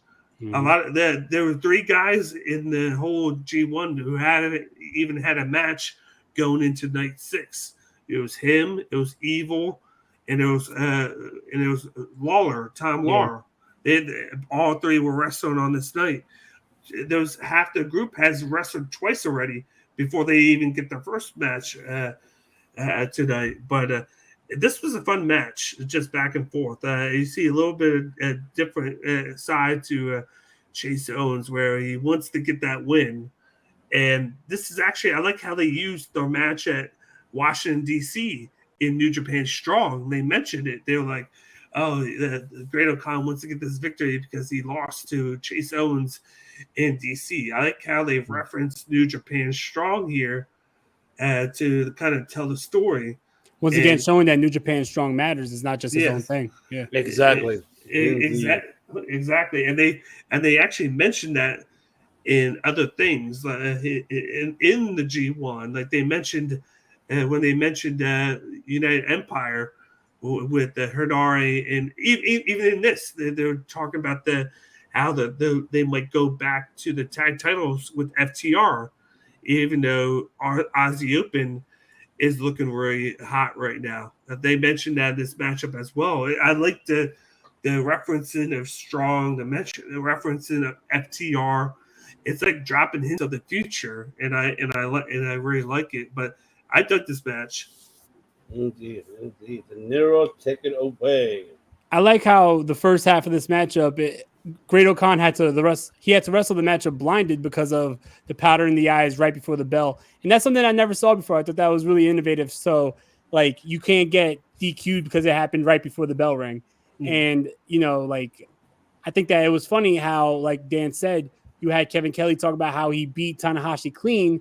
And then right as you talk about like he's winning matches clean last year, you have him throw the powder in the eyes. It's like the exact opposite of what you're trying to like big him up for. So I think that was a really cool thing. But this was a very... I said Kevin Kelly goes, whoa, what was that for? You were just talking about winning clean, and then you go and do that. Like, just a reaction from Kevin Kelly. I love how Kevin Kelly always like played it off like he's like so surprised by the heels acting heelish. Like, no, oh my God, why would you do that? like that's funny, but definitely an entertaining matchup. Big win for Chase Owens for sure. Oh man, definitely big win for him. All right, we get into the second match of night 6. That is, of course, 2 former buddies as well. Kenta versus Evil. Very, very evil. Not Danhausen evil, but evil his own way. They're talking about funny matchup right here. Oh, man. This is the beginning of this. Jesus. This is the C block tournament matchup, ladies and gentlemen. And, of course, Evil like, oh, hey, come on, shake my hand. Shake, come on, shake my hand. No. And, of course, try to get the STO on Kenta, but no, wait, and then Kenta, hold on, you take out my book, and then give him the book. What? It goes under the ring, and then the other commentator goes, watch him, gonna go grab a book that he has stuck under there, and he grabs it. He's like, whoa, I didn't expect it to be right there. Yeah. But it's just funny, and then seeing Dick Togo's reactions to like with Kenta. He was like, book. He was like, yeah. And then he goes, what was that for? Why did you try to hit him with your finish? He was like, oh, it was like 1-1 now. 1-1 now. And then you see Evil throw the book up in the air and hit him. And then to get the match going. I love the pace after that. It was a little bit comedic because you see this from the Bullet Club guys. They kind of jerk around in the beginning, and then they get going. It was very physical. You had Evil throw him into the guardrail, knock the commentator down as well, and then he strangles him with the mic, and he tells him, "Quit, quit, quit," and then you hear just like the moaning of Kenta. They just keep on going. It's in the ring to go out of the ring. I love the finish, how the lights go out, and all of a sudden, because he has the finish and he has a submission on Evil. The lights go out, they flicker. Then all of a sudden, you see Dick Togo disappear, and then you see them in the ring, and you see Evil have like a submission on him. And then as soon as Kenta starts to get going, he gets thrown out, and Evil gets back in time. And then you see Dick Togo come out, grab his legs, and keeps him from winning, getting back in. And then Evil wins by count out. But then they go all back into the ring because Show's there too at the end. They shake hands. But I thought it was funny that Kenta wouldn't shake Dick Togo's hand. He would just shake everybody else's. And Dick Togo's like, come on now. They're like, come on. You know, I thought that was funny. But this match had a little bit of everything in it. Oh, man, indeed it did. De Niro, take it away, my brother. I definitely like how, you got two typically very serious wrestlers in Evil and Kenta, and they were able to add a different side of them to this matchup and have those comedic elements, because going into this matchup, I didn't expect that. I thought that in this matchup, we were going to see a clear divide between the Bullet Club and the House of Torture. And I think that in the end, after Kenta is counted out because Dick Togo is grabbing him under the ring, I thought that it was cool. In the end, they all threw up the 2 Sweet as well, showing that, yes, the House of Torture is part of the Bullet Club. They have, like, we've been talking about how they should be their own entity, but it's nice to have those reminders again that they are all one unit. Did you hear the comment that Kevin Kelly made talking about that? He was like, you got the Bullet Club, but then you got the House of Torture. He says House of Torture is like a subdivision of Bullet Club. Yeah, they don't necessarily go hand in hand together, but when Bullet Club needs stuff to happen, they unite together. But other than that, they're separate entities. He made it a point to mention that. Because, I mean, that's how they play it out on their show. It's obvious that, like, they are not all on – I don't want to say all on the same page. It's obvious that they're not all, I guess, at the same status of Bullet Club. Yeah. It feels like House of Torture is more of like the Bullet Club reserves, when they need them to come in. They have their own agendas, but when the Bullet Club as a whole needs to do something, then they kind of like – that they form back together at moments. I also think that, especially with Kenta coming off of an injury and then having a very physical matchup with Zack Sabre Jr., I think that Kenta kind of needed this matchup to be a little bit more comedic and to slow down the pace a little bit so he doesn't, in his later years, lately he's been very injury prone. So you can't have this guy go balls to the wall every single matchup. So I feel like a match like this was needed just to give Kenta not a break, but to have him have a lighter matchup. Yeah. Well, I mean, ever since Wrestle Kingdom last year, that a gruesome match against Tanahashi, you still see that scar on the side. It's still there. I'm just like shit. He needs to kind of slow down. Tranquilo, Kenta. Tranquilo. Kenta's been going 1,000 miles per hour for a long, long time. Like. He's been having these matches since the first time I see him in Noah. Have a talk with Naito. Tranquilo. Yeah, definitely. By the way, I was watching Ring of Honor, Death Before Dishonor. This is way off topic. And I was watching with my son in the high chair. And what's called Roosh, he said, Tranquilo. And my son just started smiling and laughing for some reason. So now every time he's crying, I'm like, Tranquilo. And it makes him smile. So thank you, Roosh. And thank you, Los Ingonables. That's right. Ingonables, that's right. Helping me with fatherly, I guess, exactly. Tips, right? That song got me hyped today when you posted it into the Instagram. Oh, yeah, the Naito theme song. Yeah. So, they're not governable, but they'll help you out with fatherly tips. So shout out to them. Absolutely. All right. Then we get into the debut of Filthy Tom Lawler in the G1 versus Lance Archer. No, poor guy. Talk about fan favorite here in Tom Lawler. The crowd dug him. Yeah. Oh yeah. Oh man, but I mean, why does Kevin Kelly have to ask Lance Archer, like you mentioned the Nero off the air?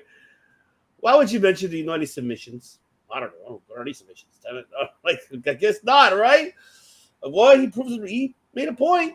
Of course, we see Archer with the blackout, but kudos to Lawler though for a great debut in the G1. And even your boy, piece of shit Alvarez didn't have no faith in you because he even said it that he has no faith in you at all in this tournament. But I do. We all do here, Lawler. So don't trip. We got your back, man. But who did Brian Alvarez ever beat? Yeah.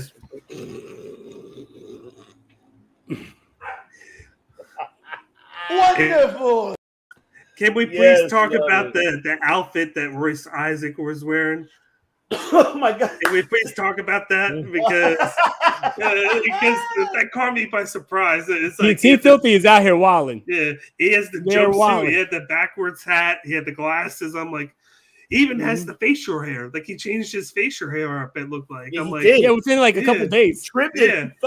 He trimmed it. I was like, was he trying to be a simp of Tom Lawler right now? He's trying to be his cheerleader. Well, you take it away. Then take away this match. I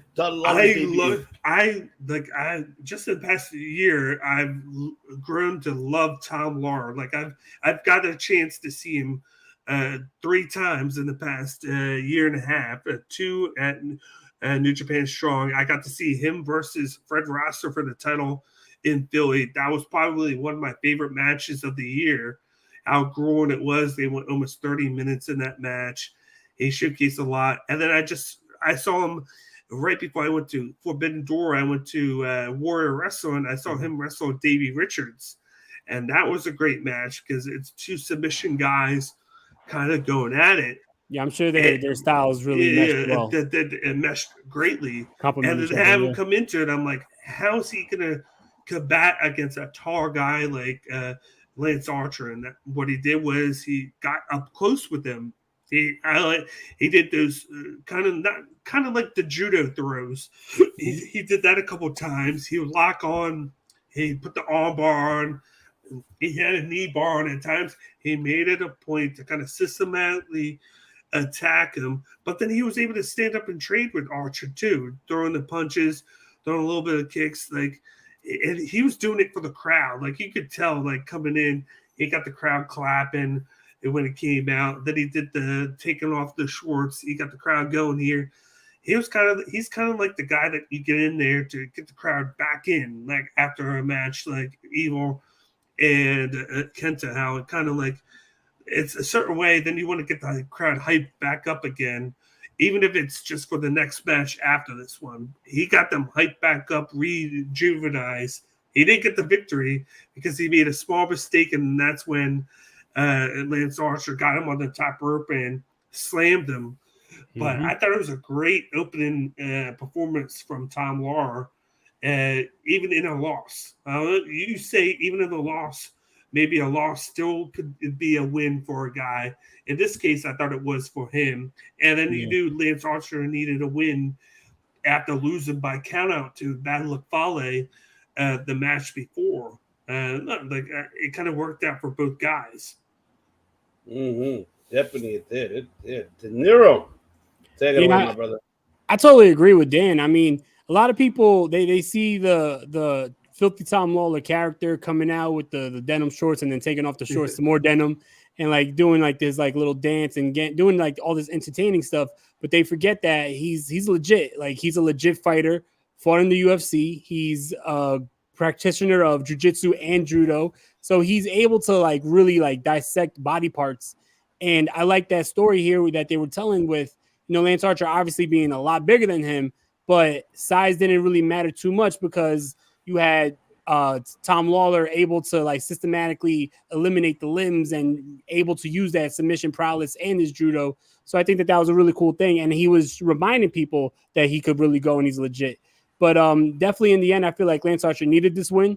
He's coming back to New Japan. The fans love to see him there. He loves to be there. So I would have hated if he really dug himself into a bigger hole by losing 2 matches in a row. Really good matchup. I think that overall, like both guys looked really good. Oh yeah, definitely. And it was only Laura's first match, so it's not like he's digging himself a hole either because he has time. Yeah, he's just getting started, and he has his next matchup in a few days against Jonah, which is going to be a nice one, and then he's going to get going. Like I'm thinking down the line, I'm like, how are they going to book Bad Luck Fale against Tom Lawler? How are they going to do that? Because like, talk about contrasting styles. And then seeing it down the line, how are they going to do Tom Lawler against Okada? That's the one I'm interested for. That's the one that gets me Ned Flanders going right there. Oh, that matchup. Shit. You asked for it. That's right, Ned Flanders. That's right. Yeah, all right. And then we get to the main event of night 6. This is a great storytelling. 2 former partners, best friends.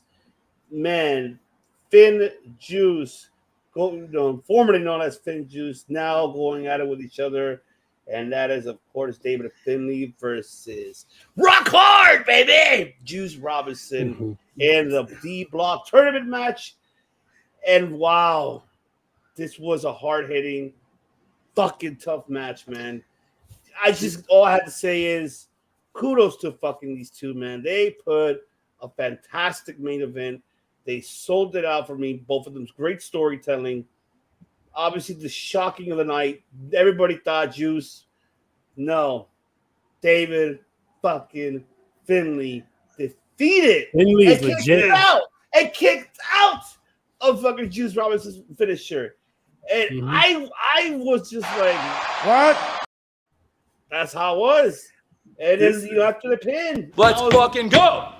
That is right, because congratulations to Finley for a phenomenal upset that everybody thought that Juice Rock Hard Robinson was going to win. No. Yours truly, Finley.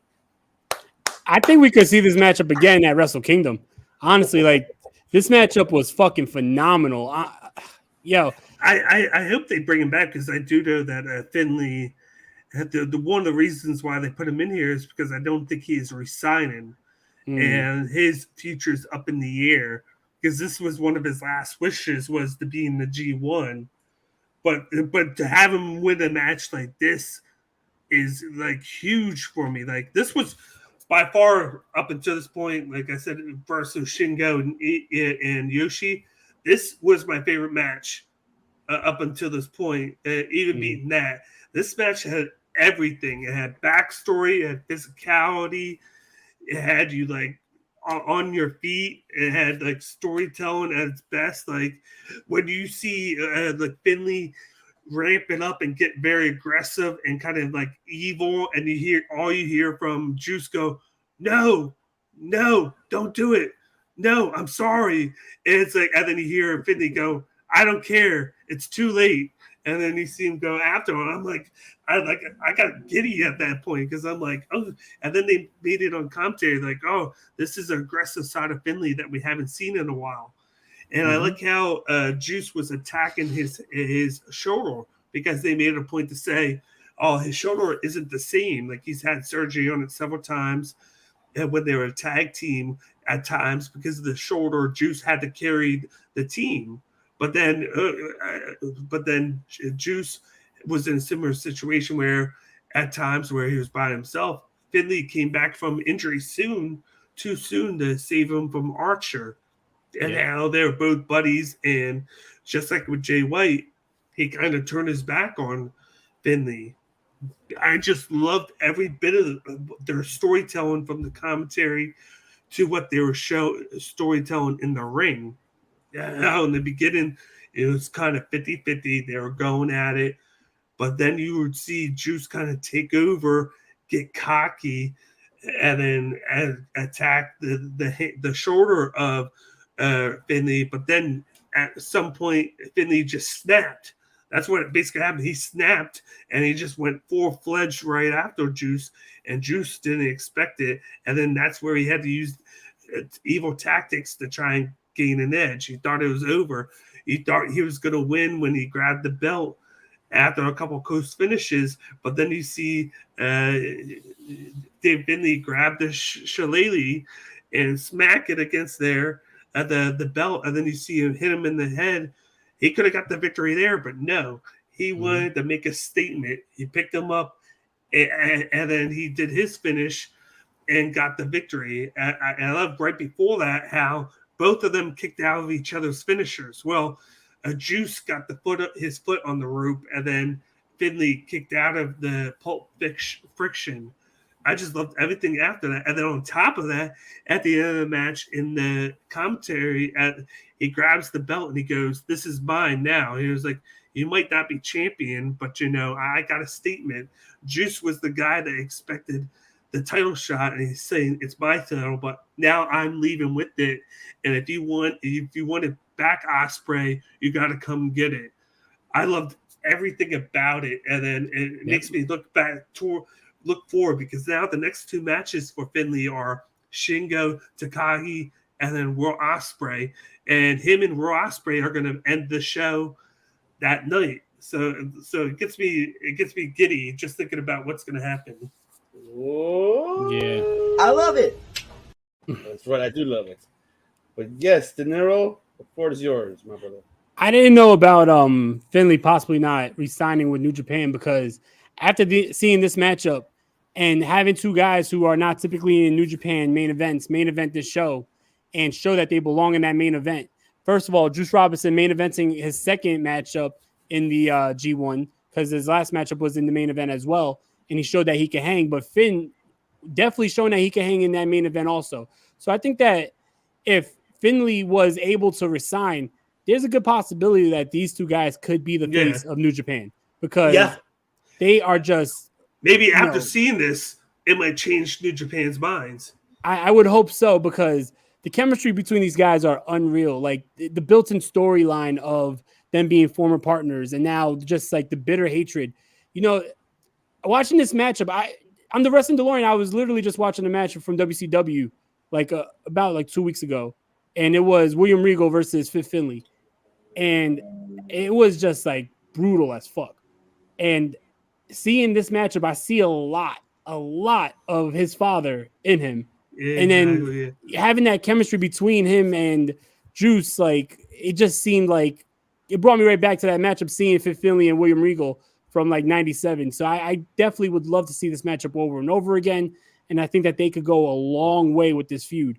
I love to see Finley win, because I've been saying it for a couple weeks now. I think that Finley is very legit and he could be a huge star. And this matchup showed that he has it in him. He doesn't just have like the talent. He has that killer instinct, and he could turn it up. So I really love that fact that he was able to win this matchup and show that killer instinct, because that's not a side of Finley that we've seen too much of already. So, I definitely love the way that this match ended. I love the way that it built Finley and Juice as main eventers. And it just showed, like, look, it's not like the old days of New Japan where there's only like a good, 5-6 guys who could be in that main event. Right now, they're showing that they have a lot of guys that they could slot into that main event, and they're going to give you a show. So definitely an amazing matchup. And I'm right there with you, Dan. Out of all these nights that we just discussed, this matchup is my favorite. Yeah, I just loved how they had him leave with the belt. I thought that meant a lot, because it was like going in with like, okay, Juice is still walking around with the belt, calling himself the champion. I liked how at the beginning he was like, "Once again, you guys don't get it," and he punches the announcer in the gut and he throws him out. He says, "Get out of here!" And he's like, "I am the United States champion," and then have him lose, and then have Finley go, "Well, if you were the champion, then I just beat you. But you know what, Ospreay, with the belt here, come get it. I just like the future of storytelling that he's doing with that, because I expected Juice to carry the belt all the way into that last match. Yeah, but me too. Now this adds another layer to it, because I can even see down the line a three-way between Ospreay, Juice, and Finley. I think that would be a show stealer for sure. Yeah. Because look how great of a chemistry you have between Finley and Juice. Now add someone like Will Ospreay to the mix. You're talking about a potential match of the year candidate. Imagine if like Finley doesn't win this bracket, but imagine if, say, he gets 2 wins and that's it, and the 2 wins are against Juice and Ospreay. That's a statement. Yeah, that's a statement. But definitely an amazing way to end the show. Yeah. Oh, definitely, indeed. And what a great, 6 nights of this. I mean, now it's time to right now give the updates of who is leading on the block. So it's, man, this is an insane. I'm looking at it right now as you guys, I'm listening to you guys at the same time, but I'm looking at it like, look, I'm gonna show it right now. It's a little more interesting than last time where we only talked about 2 nights. This is no. You know what? The D block is more interesting right now because that's a toss-up.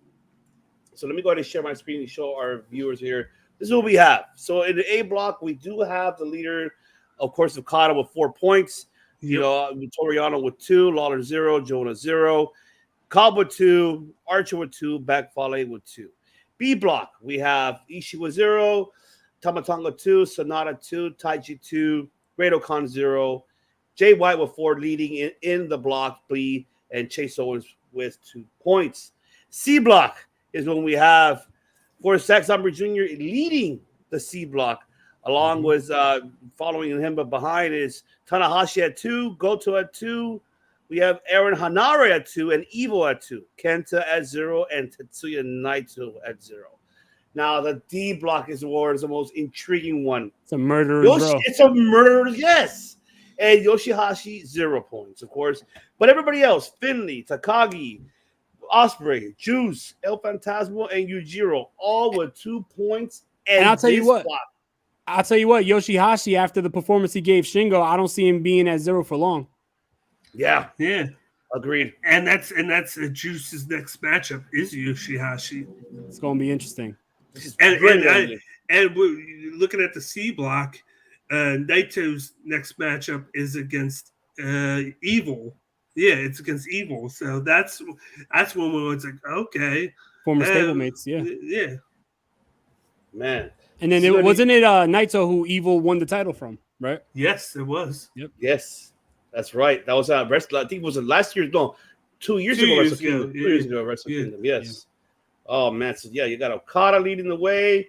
You got Jay White at B, C block, of course, Zack Sabre, which yes, we all kind of picked Sabre to be the leader of that one. Yeah. And the D block is the one that it could go anywhere. But absolutely, we got to see Yoshihashi back and get some points in this tournament for sure, because man, this is going to be very intriguing. And the one, just to show everybody once again, Naito needs to start winning. This is very, very crucial right now.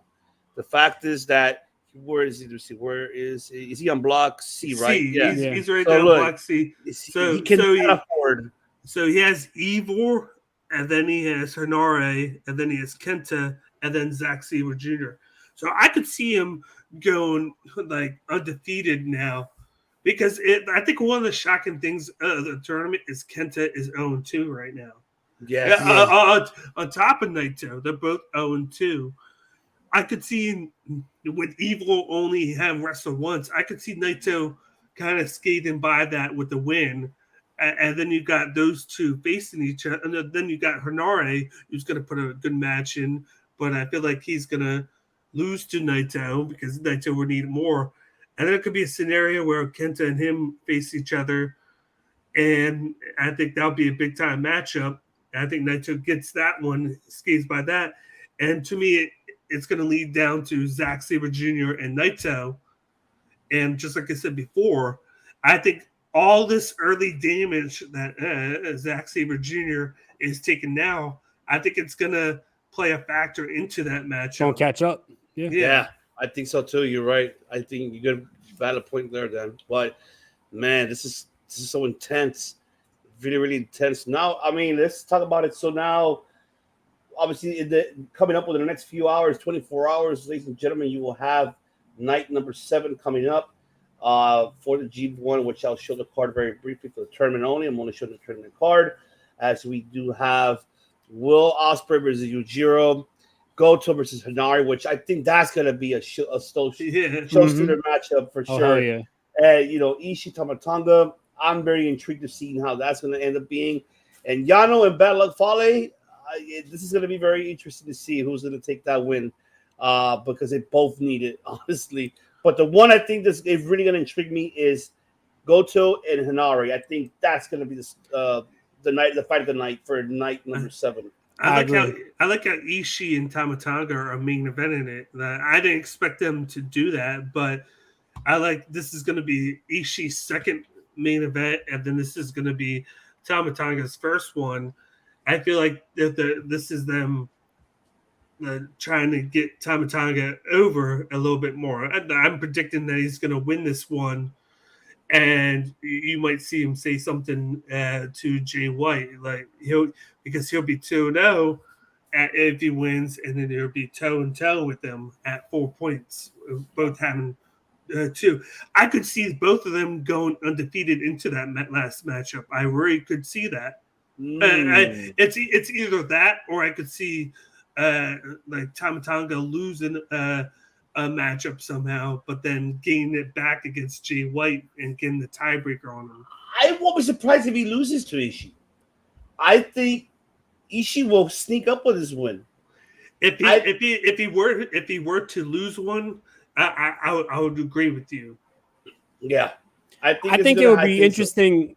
I think it would be interesting if Tama Tonga beats Ishii, but in a quicker time than Jay White beat Ishii. So in the post conference, Tama Tonga could say, you main evented against Ishii just like I just main evented against Ishii, but it took you 15 minutes. It took me 10. Because I look at it, I just don't see who, other than Tama Tonga, I don't see who they would have Jay White lose to that he hasn't already faced. Because he already beat Sonata, he already beat Ishii, he got Tama Tonga at the end.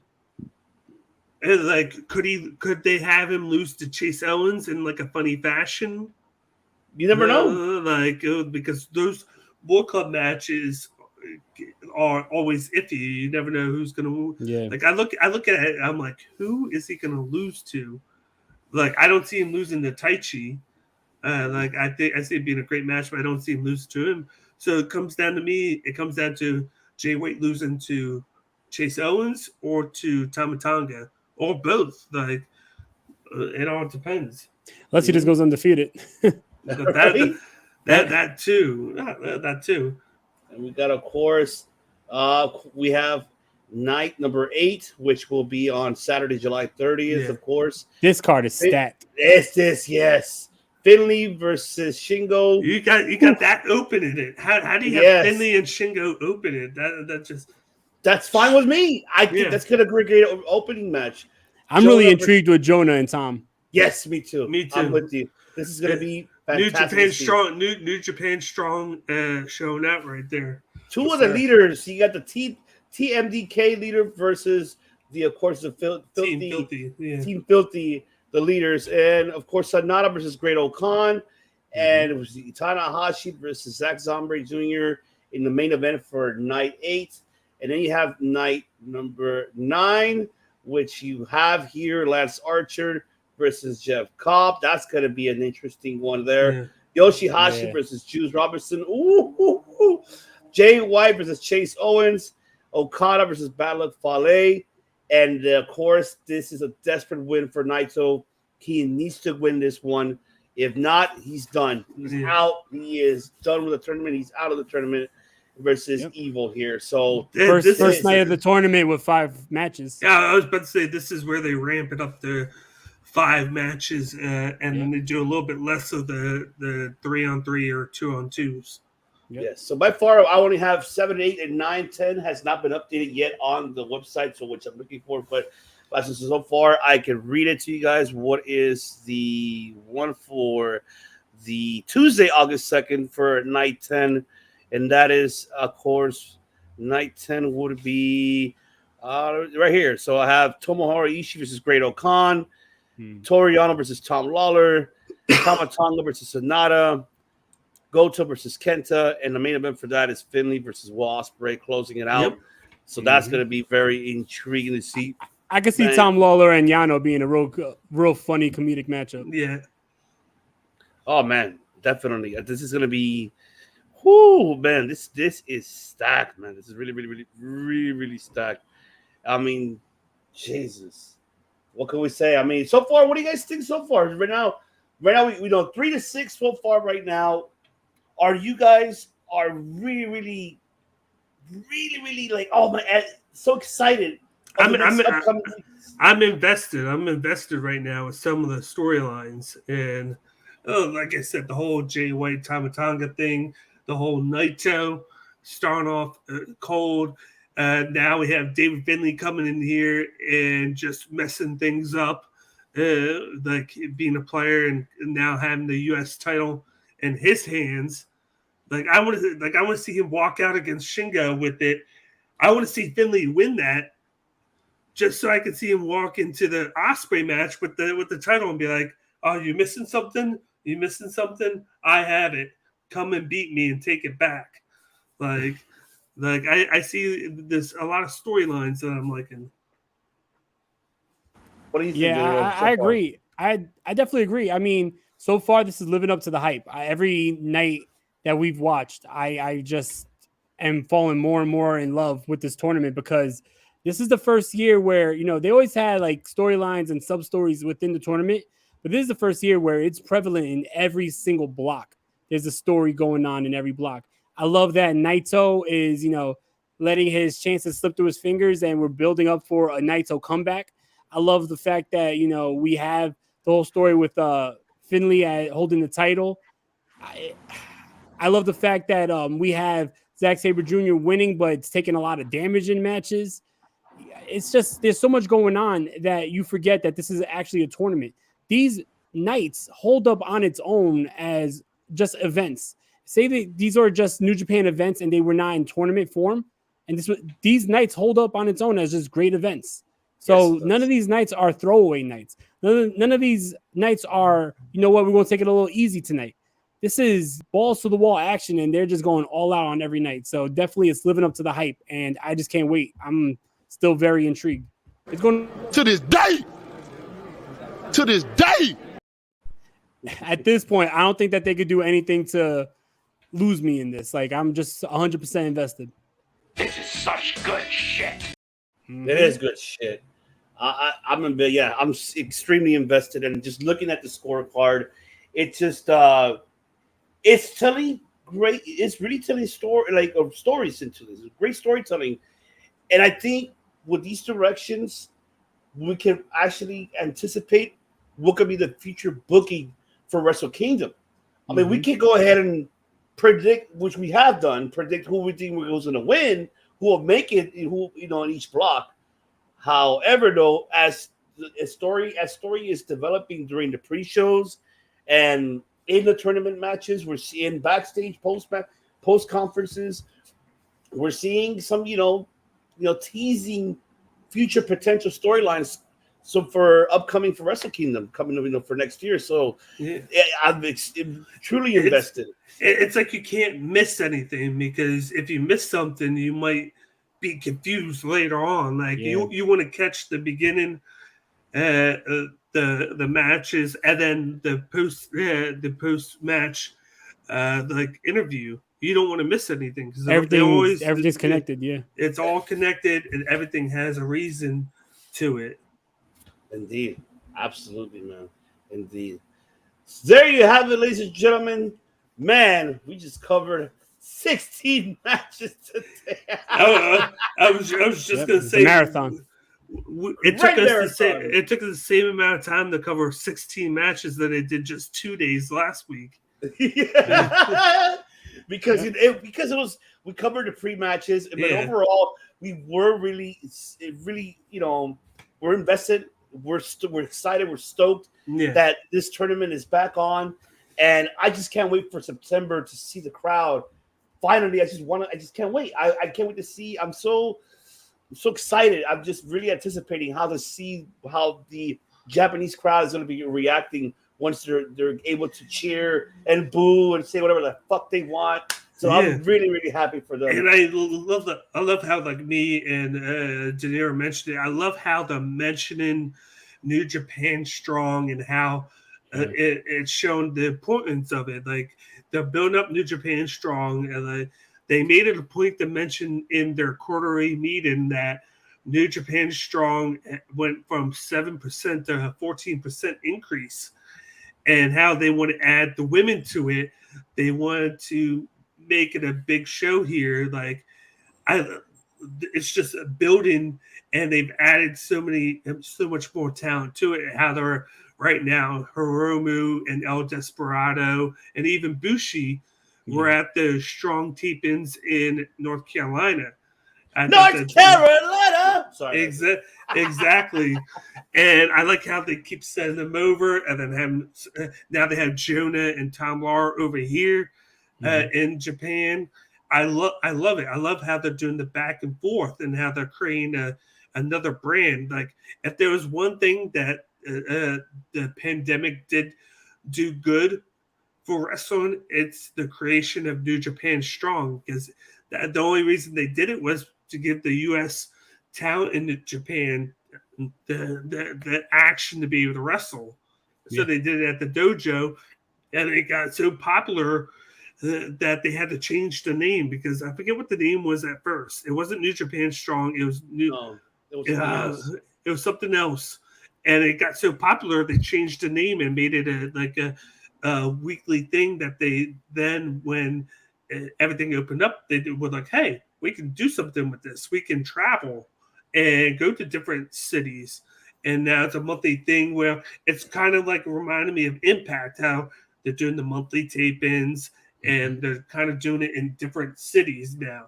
And I love it, and I can't wait to see it grow, and to kind of be a thing where you can see a lot of the back and forth now between Japan and US.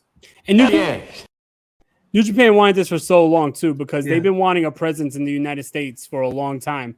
They would have those like Access TV super cards, but now like here having a weekly show in the United States and it being, significant and have meaning towards the New Japan in Japan, I think that's exactly what they've been building up for many years. So it's really nice to see. And right now it's perfect because they're doing it like on New Japan World. I'm waiting for it to transition to where they actually put it on a network. Like, and once it gets big enough to do it, like they're doing it the right way. They're slowly building it up, slowly, to where when it's big enough, they can put it on the network and it will gain traction. Well, I could tell you what, we already see New Japan content on Access TV. Yeah. So I could definitely see Access TV picking up New Japan Strong for sure. Having it like on a block, like a Thursday night block with Impact, kind of like they have now with the New Japan show after Impact. I would love that. Yeah. And I mean, not to mention Roku as well. I mean, they have New Japan now on Roku as well. But the one thing is, but here's the flaw about the access, though. The unfortunate is that not a lot of people have the capability, because, I mean, being realistic here, we're living on inflation right now. So it makes it kind of difficult to get damn freaking access TV. So, I mean, I'm just talking realistic. But, I mean, other than that, facts. I mean, other than that, I mean, there's other opportunities to how they can, could watch it.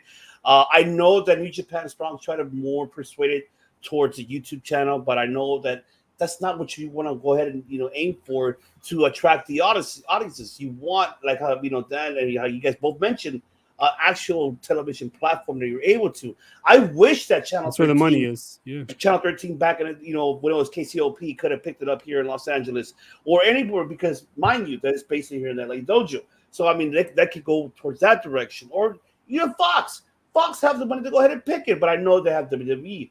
Or it could be CBS, NBC. Yeah. Any local television network has the opportunity to get this brand, this product in their network locally. And I feel that it could really attract. It could. or let's Pluto I TV picks it up. could see something Or like like that. one network I could see, like for some reason I could see doing that is one like Paramount, because they have access to Spike and like MTV right. and whatnot. I could see Paramount using it on their streaming service. Yeah. No, most definitely. I could also see it going the route of like where Ring of Honor was on syndicated television with Sinclair Broadcasting, where you get on like the Stadium Network and some of like these free networks. I could see them going that route as well, because I think that, unfortunately, I don't know if a major cable network would take the gamble on a Japanese product. And that's like no disrespect, but I think that unfortunately they would feel like they would want, especially major cable networks in America, the way it works here is they want your WWE style product. And when you see that it's nothing like the WWE and it's more like catered towards like hardcore wrestling fans, it might turn them off. Because right now you can't expect like major networks to be wrestling fans. They just know, all right, wrestling, oh, that's what WWE is. That means major money deals. That means major distribution and sponsorships. So when you got a product like New Japan Strong not getting the sponsorship deals that a WWE will, it might turn a lot of major networks off. That's why I could see it possibly picked up on a Pluto TV, picked up on the Tubi. I know Tubi now has live TV. I think a dark horse would be Discovery Plus, because if you look at it over in like Europe and Asia, they use Discovery Plus for UFC. That's how they get access to UFC. I could see them do something like that, because who did Discovery Plus just partner with? And Warner. It's going through the process. Warner and HBO. And then who else is on there? AEW and Ring of Honor, who have a partnership with New Japan, with talent going back and forth. So I could see something like that as well, whereas you would put it primarily on that Discovery Plus, and it could be a way to get people to buy it. Word. So you have like 90 Day Fiance, and then right under it you have New Japan Strong, and then under that you got Shark Week. Exactly. Oh man, but yes, ladies and gentlemen, there you have it. Thank you so much for tuning in here on the New Japan Show. This is week 2 that we covered from 6 through 10. We'll be back next week for next Tuesday, as we will be covering 7 through 10. That is right, because starting in the next 24 hours, there will be night 7. And then, of course, you have Friday night 8, Saturday, night number 9, and Tuesday will be number 10. And night 7 is tonight, right? Yes. That's on in a couple hours, Yeah, it will be on in a couple hours for you guys, because it won't be on until 5:30 in the morning. Yeah, you could take a nap and you could, get some good rest in. I gotta work tomorrow. I'll see when I come back from work. I'll see it right after. But man, yes, I'm very excited to, I'm loving this, the fact that we will continue this. And of course, the people demand it, and we're giving it to you, ladies and gentlemen, because this is staying here at every Tuesday here on the COD channel. We'll be covering New Japan. Any updates or any New Japan Strong, we'll be here covering right here with my 2 other hosts here. Of course, mi familia, of course, Mike De Niro and Big Dan, because that's what we love. We need New Japan, and we're giving everybody the callus, of course, the knowledge of you guys to know more about New Japan, to get more intrigued, to get more invested, because that's what we love, professional wrestling. And if you guys have not paid attention, and it's working too, like I said before, shout out to Clark Street saying that they are learning a lot about the G1 Climax from this show. So definitely, I feel like, we're accomplishing our goal of, giving the people the knowledge of what's going on in New Japan Pro Wrestling. Absolutely. We are. So that's right, ladies and gentlemen. Don't forget, of course, to subscribe to all of our channels and descriptions right below. Ladies and gentlemen, of course, coming to you next month as well, coming soon, which we'll announce the date on Circle Debate. The Wrestling Delorean Podcast is coming to the COD channel. So you'll be seeing De Niro Monday nights or Wednesdays afternoons or Friday afternoons. You'll be seeing him, of course. Or Sunday morning. No, or Sunday morning if he wants to. Sunday morning. Back in time now. Yeah, right. Oh, Heel Liz was good. Hey, Heel Liz. Liz. I'll play your intro. So let me see if I can find your intro. Let's see, where is your intro? I just had it here. Where the hell? Here you go. There. I am La Mera. That's right. La Mera Podcasting. Follow Liz all over on her social media platforms, on her YouTube channel. Of course, she does incredible vlogs. And, of course, she is the co-host for ATW Podcast and also for Lucha Libre Online. Make sure you follow Liz. Big matchup tonight against Miyu. Oh, that's good. Okay, Yeah. I gotta see that. And But I just man, want to say something real quick to like the fans. I mentioned on the Wrestling Delorean podcast, we will be going live very soon here on the Circle Debate. And I mentioned to the fans that it's not going to be any different. The way I run the Wrestling Delorean podcast, that's exactly what you're going to see, but you won't see my face right there on it too. So for everyone saying, oh, are you going to change up the whole? No, we ain't changing shit. We're going to do it exactly the same way that I do the audio podcast. We're going to have it here on the Circle Debate YouTube. So definitely excited for that. I'm excited for that, just to see you on video and to be able to watch it, because I'm more of a person where I like to watch it rather than listen to it. Yeah. And it'll be cool to see like a new way of, instead of recording it in audio, you're going to be doing it video this time. And you can actually, I appreciate that. Yeah, you can actually add a little bit more to it that way. Yeah, I know people have been asking for a long time. They're like, you got to go live so we can interact with the show while you're doing it. And I'm excited to finally do it. So yeah, definitely, I appreciate that. Let's fucking go! You son of a bitch. That's right. That is right, because obviously the Wrestling Delorean is going to be. The following program is rated TV MAL. That's what it's going to be. If you don't know the Wrestling Delorean, you're going to learn. I don't give a fuck. My goal is to talk shit. That's it. My goal is to get on there and talk as much shit as possible. So they're going to learn. Hell yeah. That's right. They're going to learn. They're going to learn, Craig, because right here on the COD, on the Wrestling Delorean, and Cage My Q, as we all give you guys, even us, ladies and gentlemen, right here, we're on top of the world because we provide you the greatest shit here of all time of New Japan show, and because we are The world, Craig. Shit, not just the city, the world. right. That is right. We are. So there you have it, ladies and gentlemen. We'll be back again next week. Like I said, next Tuesday we'll be back to show you. We'll be back for night 8, night 9, and night 10. So make sure to tune in and watch this incredible over the next 24 hours, as Dan and De Niro will be watching that at 2:30. Jesus, I'm not going to be up. I'm going to be asleep. And, of course, you're going to have on that Friday, you will have Saturday, you're going to have night number 8, And then, of course, on Sunday, you're going to have night number 9. So this is going to be a stacked up card. Make sure you watch it because you want to keep up with the score points. The scoreboard is up right now. So I'm ready. I'm ready. Well, yes, ladies and gentlemen, it's the host of DB's One Ivan C. And, of course, as Dinero of all Dineros, Mike De Niro. And, of course, the Mr. IQ of professional wrestling and MMA, especially Mr. IQ of podcasting, Dan Bakley. Saying to you guys, we don't just make your podcast. And even Liz, you're watching, you don't make podcasts either. Nope. The rest, the League of Extraordinary Podcasts doesn't just make just podcasting. We make history. Will Over and over. make Over and over. history. Over and over and over